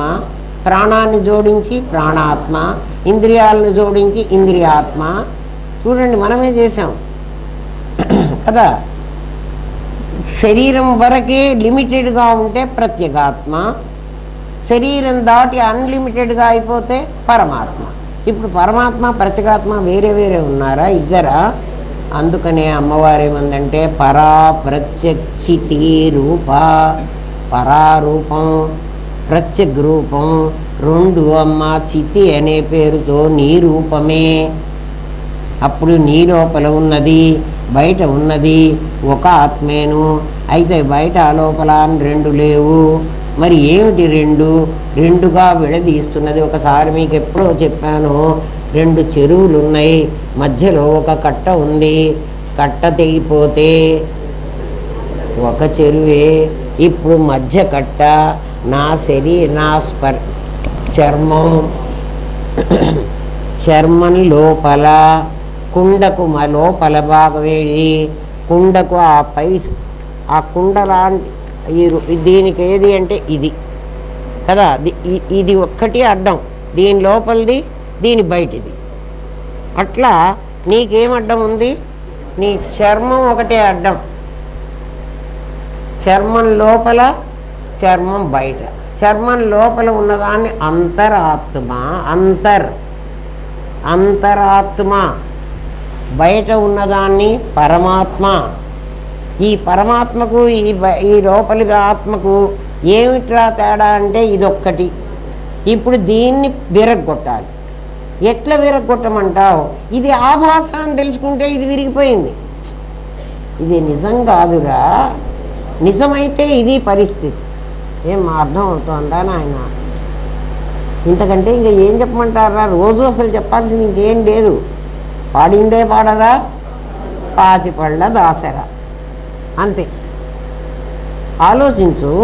దీని పేరు ఆత్మ అని పెట్టాం, బయట దాన్ని పరమాత్మ అన్నాము. దీనికి జీవాన్ని జోడించి జీవాత్మ అన్నావు, ప్రాణాన్ని జోడించి ప్రాణాత్మ అన్నావు, ఇంద్రియాలు జోడించి ఇంద్రియాత్మ. ఇవన్నీ ఎక్కడున్నాయి? నా లోపల ఉన్నాయి. పరమాత్మ ఎక్కడున్నాడు? నా బయట ఉన్నాడు. తత్తు కాదు. అమ్మో అక్కడ పెట్టవాకండి, వాడిని లాక్కొచ్చేసాం. ఇందాక ఉప్పు కలిపినప్పుడే వాడు ఇక్కడ ఉప్పు అయోఘనాన్ని లవణఘనాన్ని కలిపినప్పుడే నీళ్ళల్లో వాడు మెల్ట్ అవ్వాలి. వాడు అవుతాడు. ఎందుకని? వాడు నిరుపాధికం. వాడికి ఉపాధి లేదు. ఉపాధి లేని వాడు ఎక్కడైనా కలిసిపోతాడు. ఉపాధి లేదు అని ఎట్లా చెప్తున్నారండి అంటే, ఉప్పు కణానికి ఉప్పు ఉపాధి అంటున్నాం మనం. ఉప్పు లవణఘనం అదే ఉపాధి అంటున్నాం.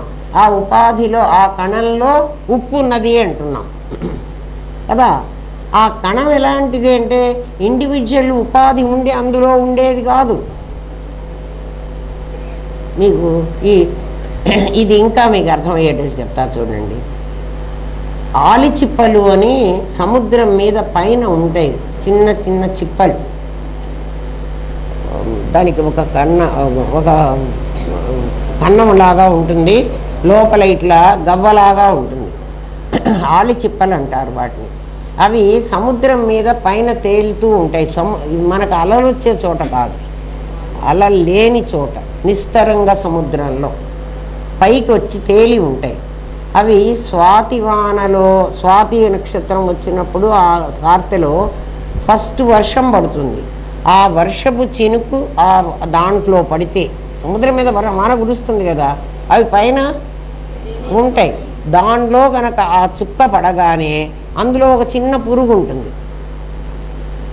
ఆ ఆలి చిప్పలో ఒక చిన్న పురుగు ఉంటుంది. ఆ పురుగు ఆ ఒక్క చుక్క స్వాతి చినుకుని మింగేస్తుంది. అది మింగి పర్ల్గా ముత్యంలాగా కన్వర్ట్ అయ్యి సముద్ర గర్భంలోకి వెళ్ళిపోతుంది. అది ముత్యంలాగా తయారవుతుంది. ఎవరు? పురుగే. చూడండి మీరు, మంచి ఇప్పుడు మనకిచ్చే ముత్యాలు అది కల్చర్ ముత్యాలు. మంచి ముత్యం ఎలా ఉంటుంది అంటే, ఈ పురుగు మనం వంకాయకి పుచ్చెట్లా ఉంటుంది, ఒక చుక్క, ఆ ముత్యం మీద ఒక చుక్క, ఆ పగడం మీద ఒక చుక్క, అట్లా ఉంటుంది. పగడాలు మళ్ళీ వేరే పగడాలు, కోరలని, కోరల్ రీఫ్ అని ఉంటుంది కింద సముద్ర గర్భంలో, వాటిని తీసుకొచ్చి కట్ చేసి అవి ఇస్తారు. ఇవి అట్లా ఉంటుందన్నమాట. అంటే ఇది ఉపాధి. ఏది ఉపాధి? ఆ గవ్వ దానికి ఉపాధి, ఆ ఆలిచిప్ప దానికి ఉపాధి. అట్లా కాదు ఈ పరమాత్మ ఉపాధిని పెట్టుకోలే. నీ ఉపాధి అట్లాంటిది అనుకుంటావేమో. ఏం చెప్పమంటావురా నాయన? ఉపాధి ఈ లోపల. అందుకే ఎక్కడా కూడా భగవద్గీతలో మీరు చాలా కేర్ఫుల్గా చూడండి. ఈశ్వర సర్వదేహానాం హృద్దేశే అర్జున తిష్టతి అంటాడు, కానీ పరమాత్మ సర్వదేహానాం అండు. వాడు దేహం లోపల ఉండేవాడు కాదు, ఈశ్వరుడు ఉండేవాడు. ఈశ్వరుడు ఎవరు? నిన్ననే చెప్పా, పెద్ద రొట్టె. మీకు అర్థమయ్యే భాష అదే. అట్లా ఉంటేనే గుర్తొస్తుందిరా. ఈశ్వరుడు లోపల ఉండకపోతే బయట జన్మకి రావడానికి జీవుడికి చోట్లేదు. పెద్ద రొట్టె లేకపోతే పూరి ఎట్లా వచ్చేస్తావురా? ఎక్కడికెక్కడ పూరి చేస్తున్నావు కదా, పూరీలు చాలా ఉన్నాయి.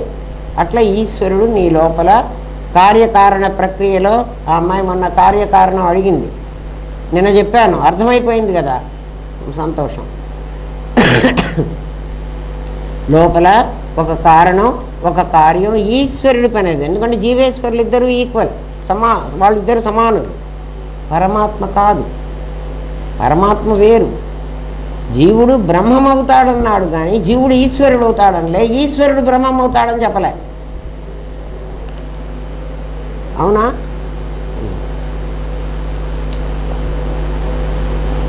ఏమ్మా?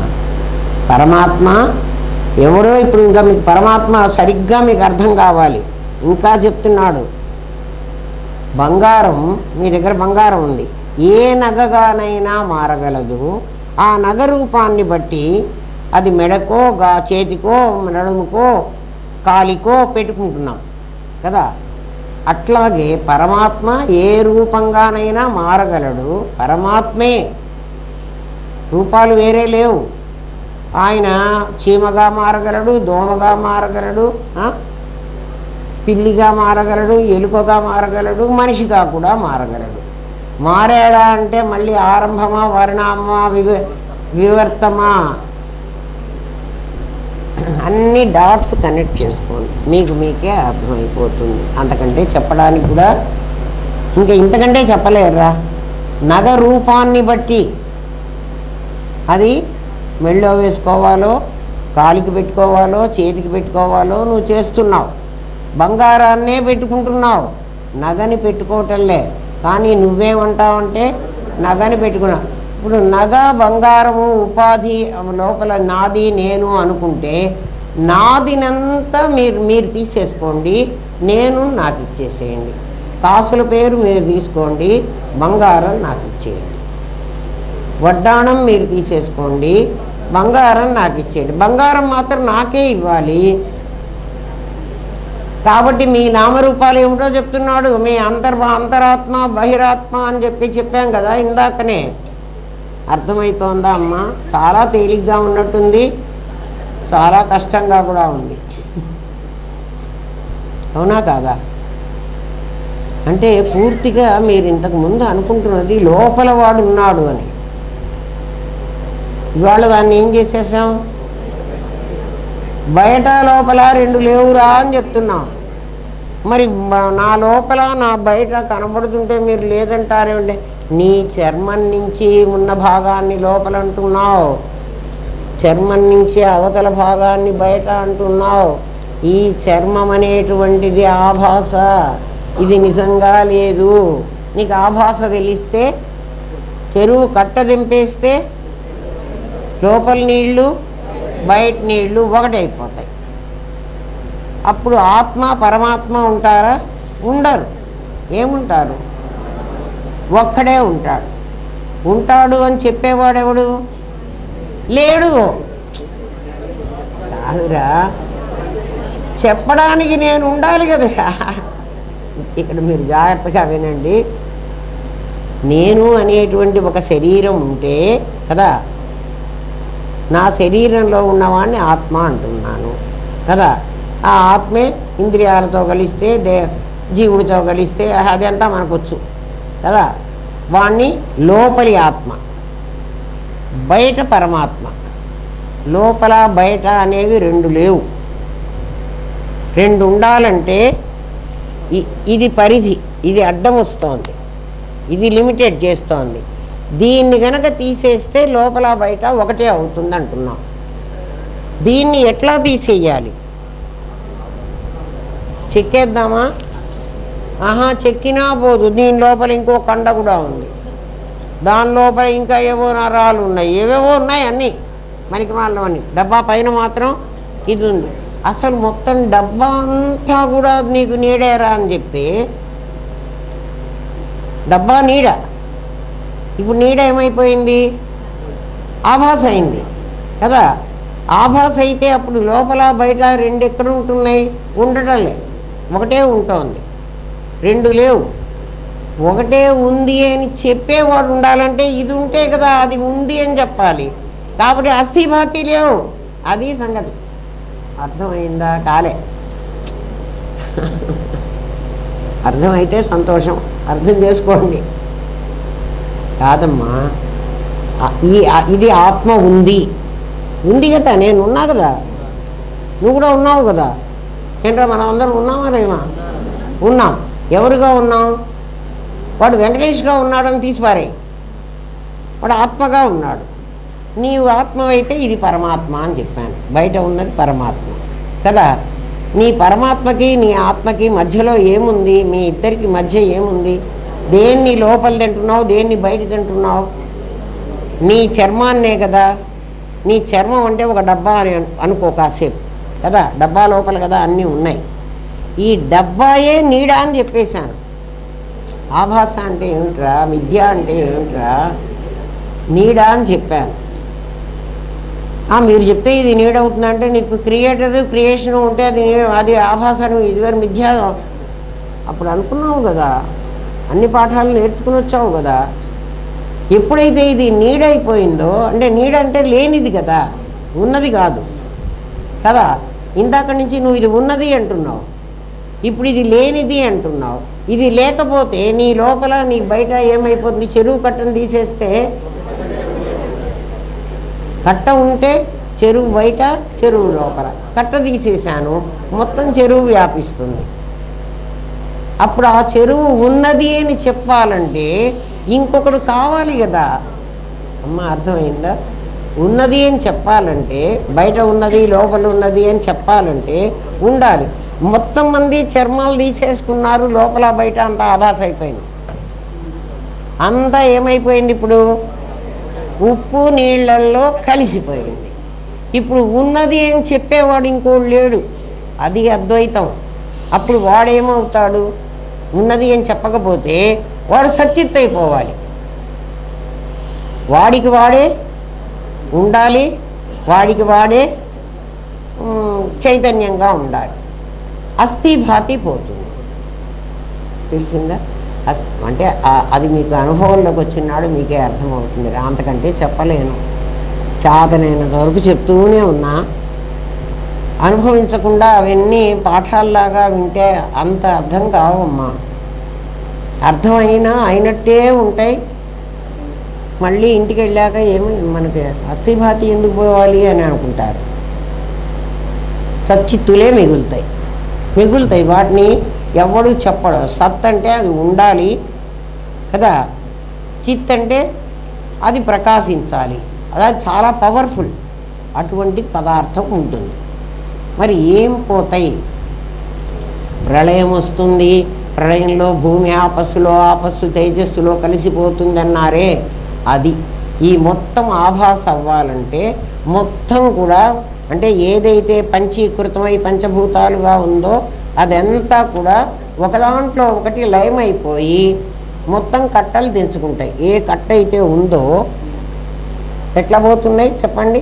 మన శరీరంలో ఏమేమి ఉన్నాయి? దీన్ని ఆభాస చేయాలంటే చెప్తున్నా, పృథ్వీ ఆపస్సులో ఆపస్ తేజస్సులో ప్రళయం అంటే అదే కదా. ఏమోనండి ఆ ప్రళయం నేను చూడలేదు కదా, మీరు ప్రళయం ఉందని చెబుతున్నారు కదా. రోజు చూస్తున్నావురా నాయన, ప్రతిరోజు సుషుప్తిలో ఏముంటోంది? దాని పేరు నిత్య ప్రళయం. రోజు నిద్రలో నీకు నీ ఆభాస శరీరం ఉంటున్నదా? మళ్ళీ మెలకువ రాగానే కదా ఉంటోంది. మరి నిద్రలోనే లేదే. నిద్ర ఇంకా కాసేపు ఉంటేనే నీకు దీన్ని డబ్బా చేసి పారేయగలవు, ఈ డబ్బాని కదా. ఎవడైనా నేను రాత్రంతా దీన్ని డబ్బా చేయకుండా నేను ఇట్లా ఉన్నానండి, కట్ట దిగలేదండి అనండి. రోజు కట్ట దిగుతూనే ఉంది. రోజు జీవాత్మ పరమాత్మ ఏకం అవుతూనే ఉన్నారు. అయితే తమస్సులో అవుతున్నారు కాబట్టి నీకు అర్థం కాలే, జ్ఞానంలో అయితే నీకు అర్థమవుతుంది. అందుకే అక్కడ అస్థిభాతి లేదు. నిద్రలో అస్థిభాతి ఉందా? నేను నిద్రపోతున్నానని నీకు తెలుసునా? ఏం తెలుసు నిద్రలో? ఏం తెలుసు? ఏం తెలీదు. ఆ మాట చెప్పరే. నిద్రలో ఏం తెలుసు అంటే పలకరేమిటరా? ఏమీ తెలియదు, కానీ హాయి ఉంది. అది నీ స్వరూపం. హాయి ఉంది అంటున్నావే, సచ్చిత్తులుగా ఉంటే నువ్వు అట్లుంటావు. లేకపోతే నామరూపాలుగా ఉంటే చూడు ఎన్ని కష్టాలు కదా. కష్టం లేనివాడు ఎవడైనా ఒక్కడు చేయొద్దండి నేను హాయిగా ఉన్నాను అన్నవాడు. అబ్బే, ఎందుకని మీకు హాయి లేదో చెప్పనా? ఇది నేనని నమ్మారా, అది అందుకు హాయి లేదు. నిద్రలో మీరు ఎట్లున్నారో అట్లా ఉండండి. అయితే రోజు నిద్రపోమంటారా అండి? ఇంపాసిబుల్, పోలేవు. 24 అవర్స్ నిద్రపోరా అని చెప్తే అమ్మ నీకు ఆకలి అవుతుంది, నిద్రపోలేవు. నిద్రపోగలిగితే కదా అదే పరమాత్మ. అందుకే సుషుప్తే పరమాత్మ అంటే అక్కడ ఒప్పుకోను నేను. ఎందుకు ఒప్పుకోను అంటే సుషుప్తిలో నీకు తమస్సు ఉంది. పరమాత్మకి ఏం తెలియాలి? నేనున్నానని నాకు తెలియాలి, ఎదుట ప్రపంచం ఉందని తెలియాలి. ఆ శక్తి నువ్వు పోగొట్టుకున్నప్పుడు ఆ శక్తి ఎట్లా పోతున్నది? నిద్ర ఎప్పుడు నన్ను ఆవరించిందో ఇమీడియట్గా పోతున్నది. ఆ శక్తి నాకు వస్తే, నిద్రలో నీకు ఆ శక్తి ఉంటే నువ్వు పరమాత్మవి. సచ్చిత్తులు ఉన్న స్టేజ్ అది. ఏది? నువ్వు అస్థిభాతిలాగా లేకుండా సచ్చిత్తులుగా ఉంటే నేను ఎట్లుంటాను అని అడిగావు కదా. నువ్వు నిద్రలో తమస్సు లేకుండా ఉన్న స్థితి ఏదంటే నేను ఉన్నానని నీకు తెలియాలి కదా. ఎదట ఉన్నదని నీకు తెలియాలి. ఎదట ఉండడం ఏమిటి? అంతర్వ్యాప్తి బహిర్వ్యాప్తి స్వరూప. అది నీ పవర్. అది కరెంట్ ఉంది అని ఎట్లా తెలియాలిరా? ముట్టుకోగానే షాక్ కొట్టాలి. ద షాక్, నీలో షాక్ ఏమిటి అంటే అంతర్వ్యాప్తి బహిర్వ్యాప్తి స్వరూప వ్యాప్తి. అది తెలియాలంటే నేనున్నానని తెలియాలి. అర్థమైందా? నేనున్నానని నీకు తెలిసే నిద్రలో నీవు స్థితి అదే. కానీ నిద్రలో నీవు ఇది కోల్పోతున్నావు. ఎప్పుడు కోల్పోయినానండి నేను? నిద్ర ఎప్పుడు వచ్చి ముసుగులాగా నీ నెత్తినబడిందో, నువ్వు ఇక్కడ కూర్చొని ఉన్నా నీకు నిద్ర వస్తే జరిగేది ఇదే. నాతో తిట్లు కదా. నిద్ర వస్తే ఏమవుతోంది అంటే నువ్వు ఉన్నావని నీకు తెలీదు. ఇక్కడ పాఠం చెబుతున్నారు, ఇది వినాలి అని నీకు తెలియదు.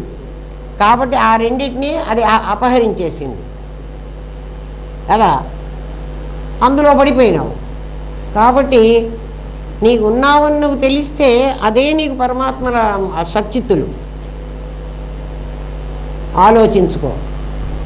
సమాధిలో ఏం తెలిసిందండి? నేనున్నానని నాకు తెలుసు, నా స్ఫురణ నాకుంది, నిద్రలో లాంటి పరిస్థితి ప్లస్ నేనున్నానని నాకు తెలుసు. అది సమాధి. సమాధికి నిద్ర, నిద్రా సమాధి స్థితి అన్నాడు శంకర భగవత్పాదుడు. నిద్రకి నిద్రే సమాధంలే, నిద్రా సమాధి రెండు వేరే వేరేగా చెప్పాడు. నీకు దానికి దీనికి తేడా ఏమిట్రా అంటే, అందులో నువ్వు ఉన్నావని నీకు తెలీదు, ఇందులో నువ్వు ఉన్నావని నీకు తెలుస్తుంది.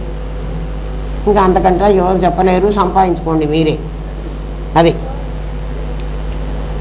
డబ్బు సంపాదించుకుంటే మార్గం చెబుతాడు కానీ వాడు సంపాదించింది నీకు ఇయ్యడు కదరా. ఎవడైనా వ్యాపారం చేయమంటే ఆ వ్యాపారం ఎట్లా చేసుకోవాలో కొద్దిగా చెప్తాడు కదా. వాడు సంపాదించి నీకు ఇస్తాడా? వాడు సంపాదిస్తే వాడే పెట్టుకుంటాడు. నువ్వు సంపాదిస్తే ఏదో నువ్వు కాస్త హెల్ప్ చేస్తే నీకు కొద్దిగా ఇస్తాడు, అంతే కదా. మొత్తం నీకు ఇస్తాడా? మరి నువ్వే సంపాదించుకుంటే నీకే ఉంటుంది, మొత్తం నీకే వస్తుంది. సంపాదించుకోండి, బాగా సంపాదించుకోండి. సరే, అలాగే ఆ శక్తి ఆత్మ అనే పేరుతో అనేక ఉపాధుల్లో చేరి సింహంగా అడవిలో, గోవుగా గోశాలలో, జీవుడుగా మనిషిలో, దేవుడుగా విగ్రహంలో ఉంటుంది. నీ దేవుడు కూడా వీడే, వాడు కూడా ఒక ఉపాధే. బంగారం తాను నగగా మారిన తన లక్షణాన్ని కోల్పోనట్లు ఆత్మ ఎన్ని ఉపాధులుగా మారినా తన ఉనికిని, తన స్ఫురణను, తన సచ్చిత్తులను కోల్పోదు. జననము, జీవనము, మరణము ఉపాధి ధర్మాలే కానీ ఆత్మధర్మాలు కావు. పుట్టడము, పెరగడము, చావడము ఈ మూడు కూడా ఉపాధి ధర్మాలు. ఆత్మకి ఆ ధర్మాలు లేవు. ఆత్మ పుట్టదు, ఆత్మ చావదు. ఈ ఉపాధులంటే నగ, బంగారం ఆత్మ, ఉపాధి నగ అంటే కాసుల పేరు. కాసుల పేరు పుట్టింది, కాసుల పేరు కొన్నాళ్ళు ఉంటుంది, కాసుల పేరు కరగబెడితే పోతుంది. దొంగవాడి చేతికి ఇచ్చినా పోతుంది. పోవడానికి ఎట్లయితే నీ దగ్గర లేకుండా పోతుంది. ఇది కూడా అంతే. అక్కడ దొంగవాడికి ఇస్తున్నావు, ఇక్కడ యమధర్మరాజుకి ఇస్తున్నాం కదా. వాడు ఎత్తుకుపోతున్నాడు కదా.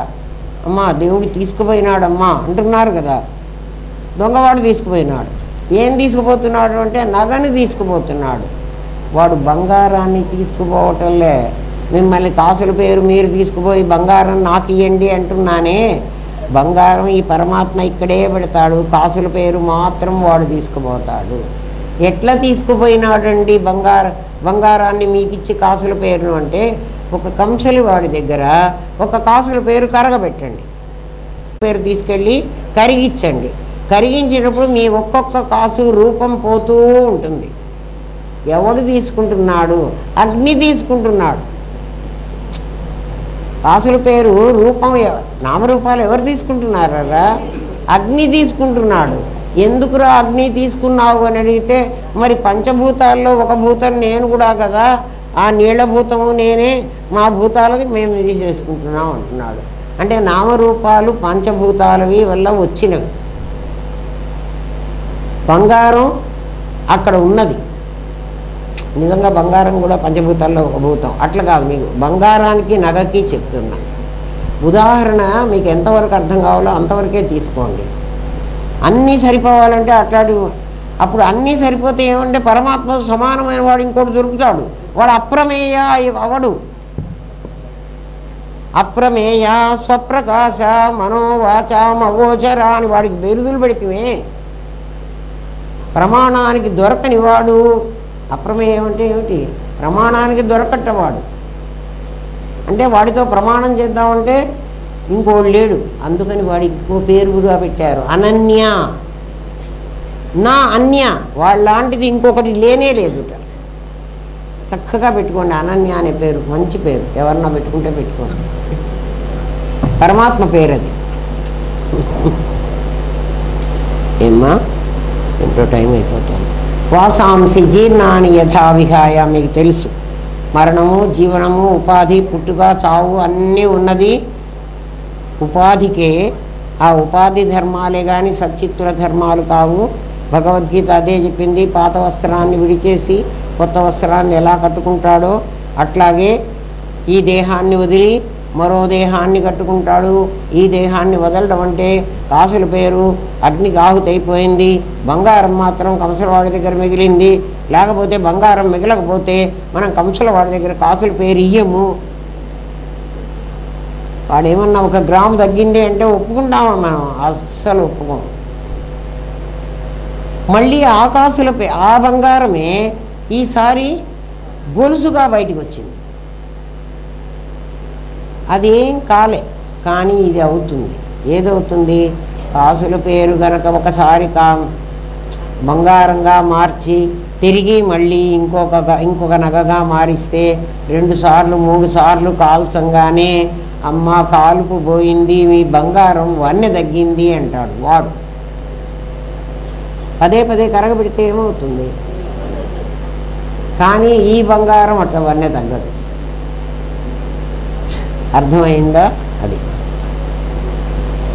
ఆత్మ ఉపాధులలో ఉన్నప్పుడు కూడా ఉపాధిగా మారలేదు, మారినట్టు కనిపిస్తుంది. అదే వివర్తం.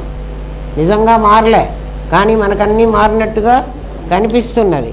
మనం మాట్లాడేటప్పుడు నేను నా కంటితో చూచాను, నా చేతితో దానం చేశాను, నేను నా ఆరోగ్యాన్ని కాపాడుకుంటున్నాను అన్న వాక్యాల్లో నేను ఆత్మ, నా కన్ను, నా చెయ్యి, నా ఆరోగ్యము అన్నప్పుడు ఉపాధి. ఇదంతా మనకు తెలుసు. ఇప్పటి వరకు సరిగ్గానే మాట్లాడావు.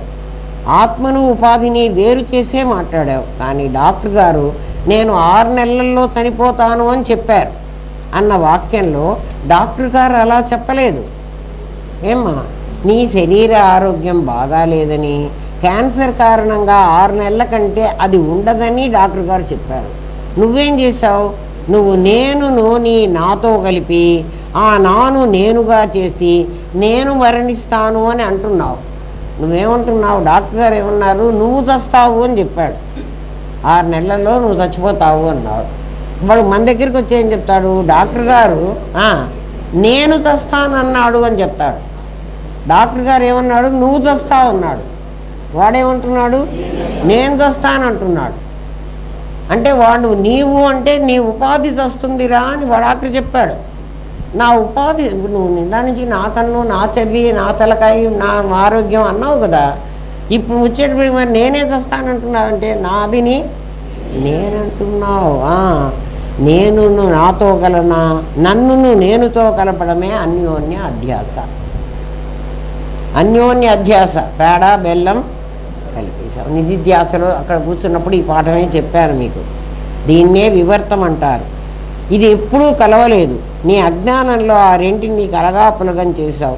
నేను ఉపాధితో చేరి ఉపాధి ధర్మాలైన క్రియలు ఆచరించడానికి నాలో శక్తే కారణమవుతోంది. ఆ శక్తే అమ్మవారు. శక్తి ఎప్పుడూ శక్తివంతుని అధీనంలో ఉంటుంది. అవసరమైతే ప్రకటిస్తాడు, లేకపోతే అతనిలో ఉంటుంది. కాస్మాస్ శక్తి పరమాత్మ అయితే ఉపాధిలో ప్రవేశించిన శక్తిని కేయాస్ అనుకోవచ్చు. సైంటిస్టులకైతే ఇది అర్థమవుతుంది. అది కాస్మాసు, ఇది కేయాసు అనుకుంటున్నారు. వాళ్ళు శక్తిని వాళ్ళు అట్లాగే పవర్ని అట్లా వాళ్ళు అనుకుంటారు. మనం అంత పెద్ద మాటలు మనకు అక్కర్లేదు. అది పరమాత్మ, ఇది ఆత్మే. శరీరంలో మాత్రమే ఉంటే ఆత్మగతురా. దానిపై జీవాత్మ అంటే మళ్ళీ జీవుడితో చేరాలి. అమ్మో, జాగ్రత్తగా ఉండాలి. ఈశ్వర సర్వదేహానం మీకు చెప్పేశాను. ఈశ్వరుడు ప్రతి లోపల ఉండి ఏం చేస్తూ ఉంటాడంటే భ్రామయన్ సర్వభూతాని యంత్రారూఢాని మాయయ. నీ కర్మ అనేది ఒకటి ఉంది. దీనివల్లే మనం కర్మను ఒప్పుకోవాల్సి వస్తుంది.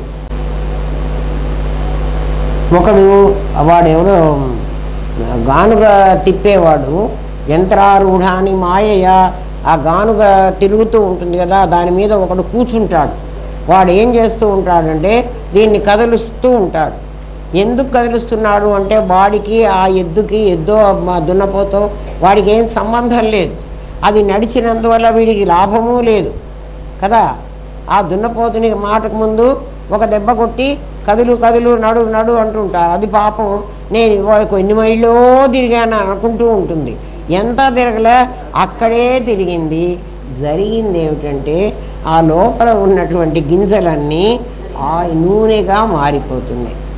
అంటే ఆ గింజల్లోంచి నూనెని తీస్తోంది. భ్రామయన్ సర్వభూతాన్ని, అన్ని ప్రాణులను యంత్రగాడు యంత్రం తిప్పితే ఎలా చేస్తూ ఉన్నాడో ఆ రకంగా ఈశ్వరుడు ప్రతి లోపల కూర్చుని వాడు తిప్పుతున్నాడు. ఏం చేస్తున్నాడు అంటే కర్మలనంతటినీ ఆ గింజలన్నిటినీ నలగొడుతున్నాడు.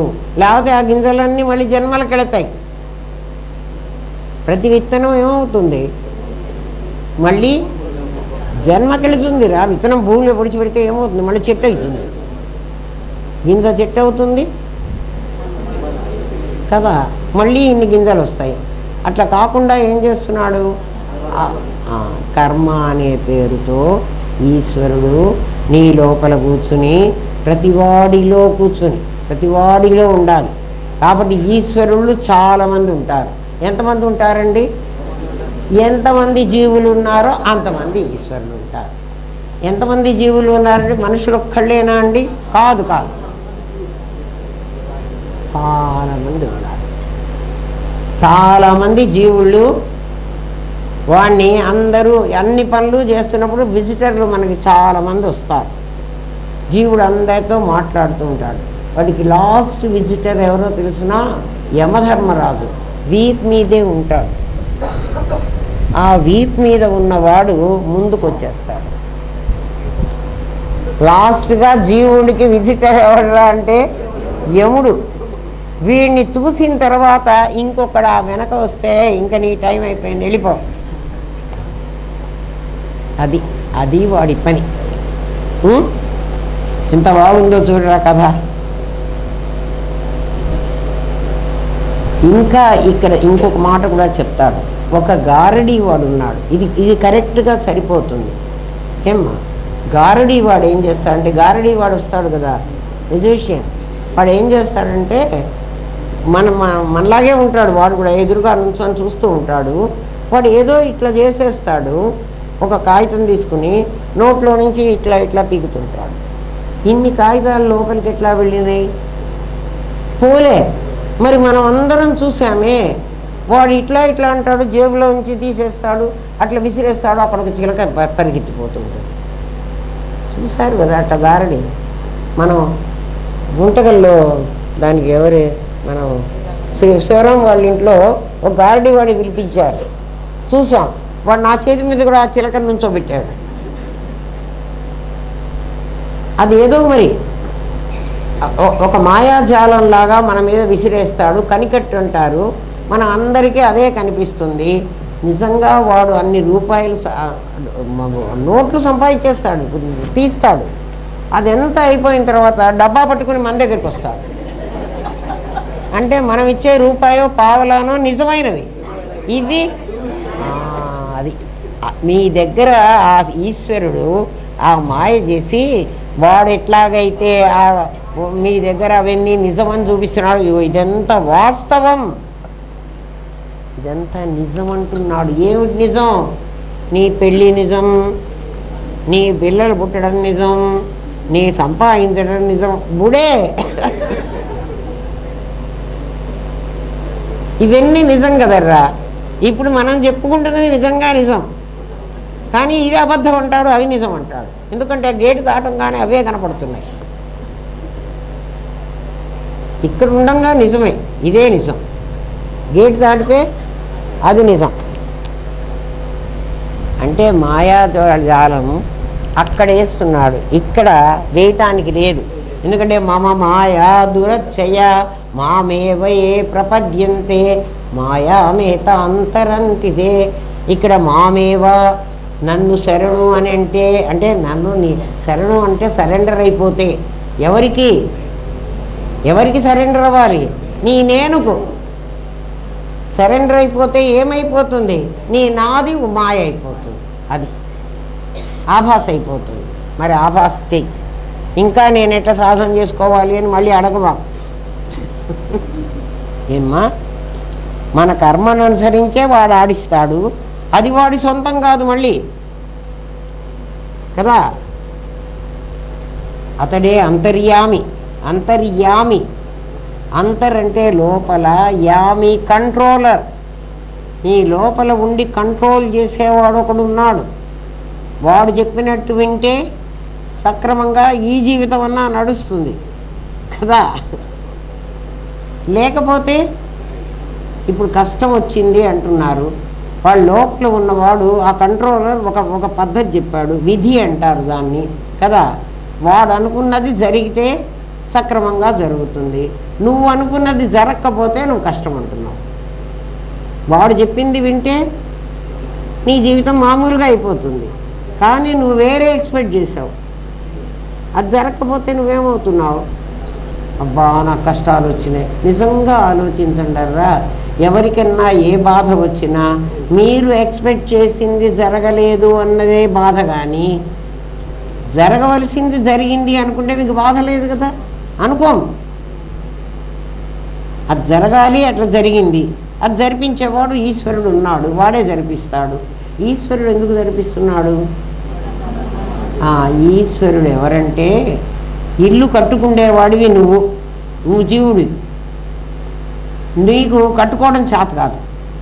నువ్వు ఎవరి దగ్గరికో వెళ్ళి ఒకటి దగ్గరికి వెళ్ళి ఆర్కిటెక్ట్ దగ్గరికి వెళ్ళి ఒక ప్లాన్ తీసుకుని ఆ ప్లాన్ ప్రకారం నాకు కట్టించు అని అన్నావు, దానికోసం డబ్బులు ఇస్తానన్నావు. డబ్బులు ఖర్చు పెట్టవలసింది నీవే. అంటే నువ్వే డబ్బులు ఖర్చు పెట్టాలంటే ఏం చేయాలి? నేను నా కర్మ ఖర్చు పెట్టాలి కదా. ఇల్లు ఎవరిది? నాకే. ప్లాన్ ఎవరిది? నాదే. కానీ నేను ప్లాన్ వేసుకోవడం నాకు రాదు కాబట్టి వాడెవడో వేస్తున్నాడు. ఆ ప్లాన్ ప్రకారము కట్టడానికి ఒక సూపర్వైజర్ని పెడతావు నువ్వు. సూపర్వైజర్ది ఇల్లు కాదు. సూపర్వైజర్ ఇష్టం ఏమిటి అంటే ఆ ప్లాన్లో ఏముందో, అక్కడ కిటికీ ఉందంటే వాడు ఎక్కడ కిటికీ పెట్టిస్తాడు, అక్కడ తలుపు ఉందంటే వాడు తలుపు పెట్టిస్తాడు. నువ్వు ప్లాన్ ఇచ్చేసావు. సూపర్వైజర్ వచ్చి రోజు ఈ కట్టే వాళ్ళని చూసి ఆ ప్లాన్ ప్రకారం చేయిస్తూ ఉంటాడు. మధ్యలో నేను ఓనర్ని మధ్యలో దూరే, ఇక్కడ కిటికీ నాకు అక్కర్లేదు. నీకు అక్కర్లేదంటే ఇంకో ఇల్లు కట్టుకొని అందులో ఆ కిటికీ పెట్టుకో. ఇప్పుడు మేము పెట్టిన కిటికీ తీయడానికి లేదు. నేను తీయమంటే నేనే ఓనర్ని, నేనే డబ్బులు ఖర్చు పెట్టుకుంటాను, ఇది పీకేసి అది పెట్టు అంటే వాడు ఎందుకు వింటలేదు? అది నీకు బాధ. అర్థమైందా?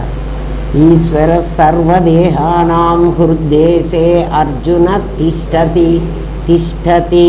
వాడు తిష్టేసుకుని కూర్చున్నాడు, పరమాత్మలాగా పారిపోలే. వాడేమో పారిపోయినాడు, ఎందుకంటే వాడికి రెస్పాన్సిబిలిటీ లేదు. ఎందుకు రా నీకు రెస్పాన్సిబిలిటీ లేదు? వీడికి ఇచ్చేసా కదా ఇల్లు కట్టమని. నేను ఒక సూపర్వైజర్ని వాడికి అప్పచెప్పేసిన తర్వాత నేను ఎందుకు రా ఓనర్ని మాటకు ముందు పోయి చూడాలి? నాకేం బాధ్యత లేదు, వాడికి చెప్పేశాను, వాడు చూసుకుంటాడు. వాడి ప్రకారం కాకుండా నువ్వు కొత్తది చేస్తున్నావు కాబట్టి నీకు కష్టాలు ఇస్తున్నా. ఎవ్వడికైనా కష్టాలు వచ్చినాయంటే ఎంత కష్టాలంటే మీకు చెప్తా చూడండి. ఒక అమ్మాయి గర్భవతి అయిందిరా, ఆ అమ్మాయి కొడుకును కనాలి అనుకుందిరా కదా. ఆ అమ్మాయి కడుపులో పాపం ఆడపిల్ల ఉందిరా, ఎందుకంటే దాని కర్మ కొద్దీ అది అనుభవించడానికి వచ్చింది. ఇప్పుడు ఈ పిల్ల పుట్టగానే ఈ తల్లికి మహాబాధ, అయ్యో నాకు ఆడపిల్ల పుట్టింది. ఓరి ఈ దుఃఖదగా. నీ దుఃఖానికి కారణం ఏమిటి చెప్పు? నీ ఎక్స్పెక్టేషన్. ఈశ్వరుడు లోపల కూర్చుని ఆ పని చేస్తుంటే, ఈశ్వరుడా నువ్వు ఇది ఇచ్చావు, ఎందుకంటే ఈ ప్రపంచంలోకి ఇది రావాల్సింది, నువ్వు దీన్ని రావద్దని ఇంకొకరిని ఎవరినో రమ్మంటే వాడు ఎట్లా వస్తాడు? వాడు రాడు. నీకు కావాలంటే ఇంకోడిని తెచ్చుకో కదా. అర్థమైందా? రేపు చెప్పుకుందాం రా. ఏమ్మా ఇప్పటి వరకు మీకు ఎక్కడి దాకా చెప్తున్నాను? ఇచ్ఛాశక్తి, జ్ఞానశక్తి, క్రియాశక్తి దగ్గర ఉన్నాం మనం. రేపు చెప్తాను. మన కర్మను అనుసరించే ఆడిస్తాడు, కానీ అతనికి సొంతం ఏమీ లేదు.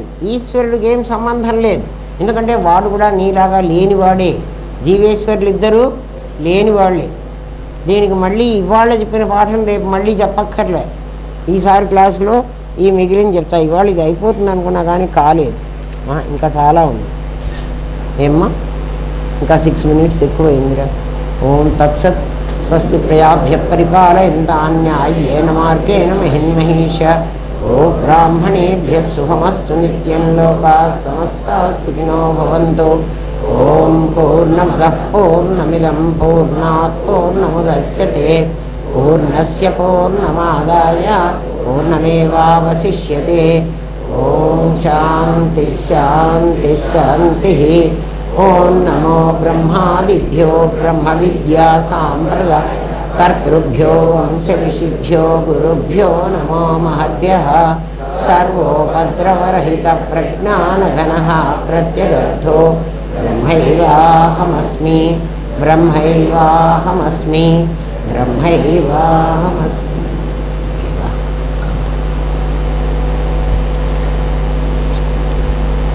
కాబట్టి కష్టము సుఖము అనేవి కూడా లేవు, అవి కూడా ఆభాసలే. అమ్మో మాకు చాలా కష్టం, పుట్టినప్పటి నుంచి నాకు కష్టాలే, పుట్టినప్పటి నుంచి నువ్వు ఓవర్ ఎక్స్పెక్టేషన్ చేస్తున్నావు, అందుకని నీ కష్టాలు నీ కర్మ అనుభవించు కదా. ఇప్పటికైనా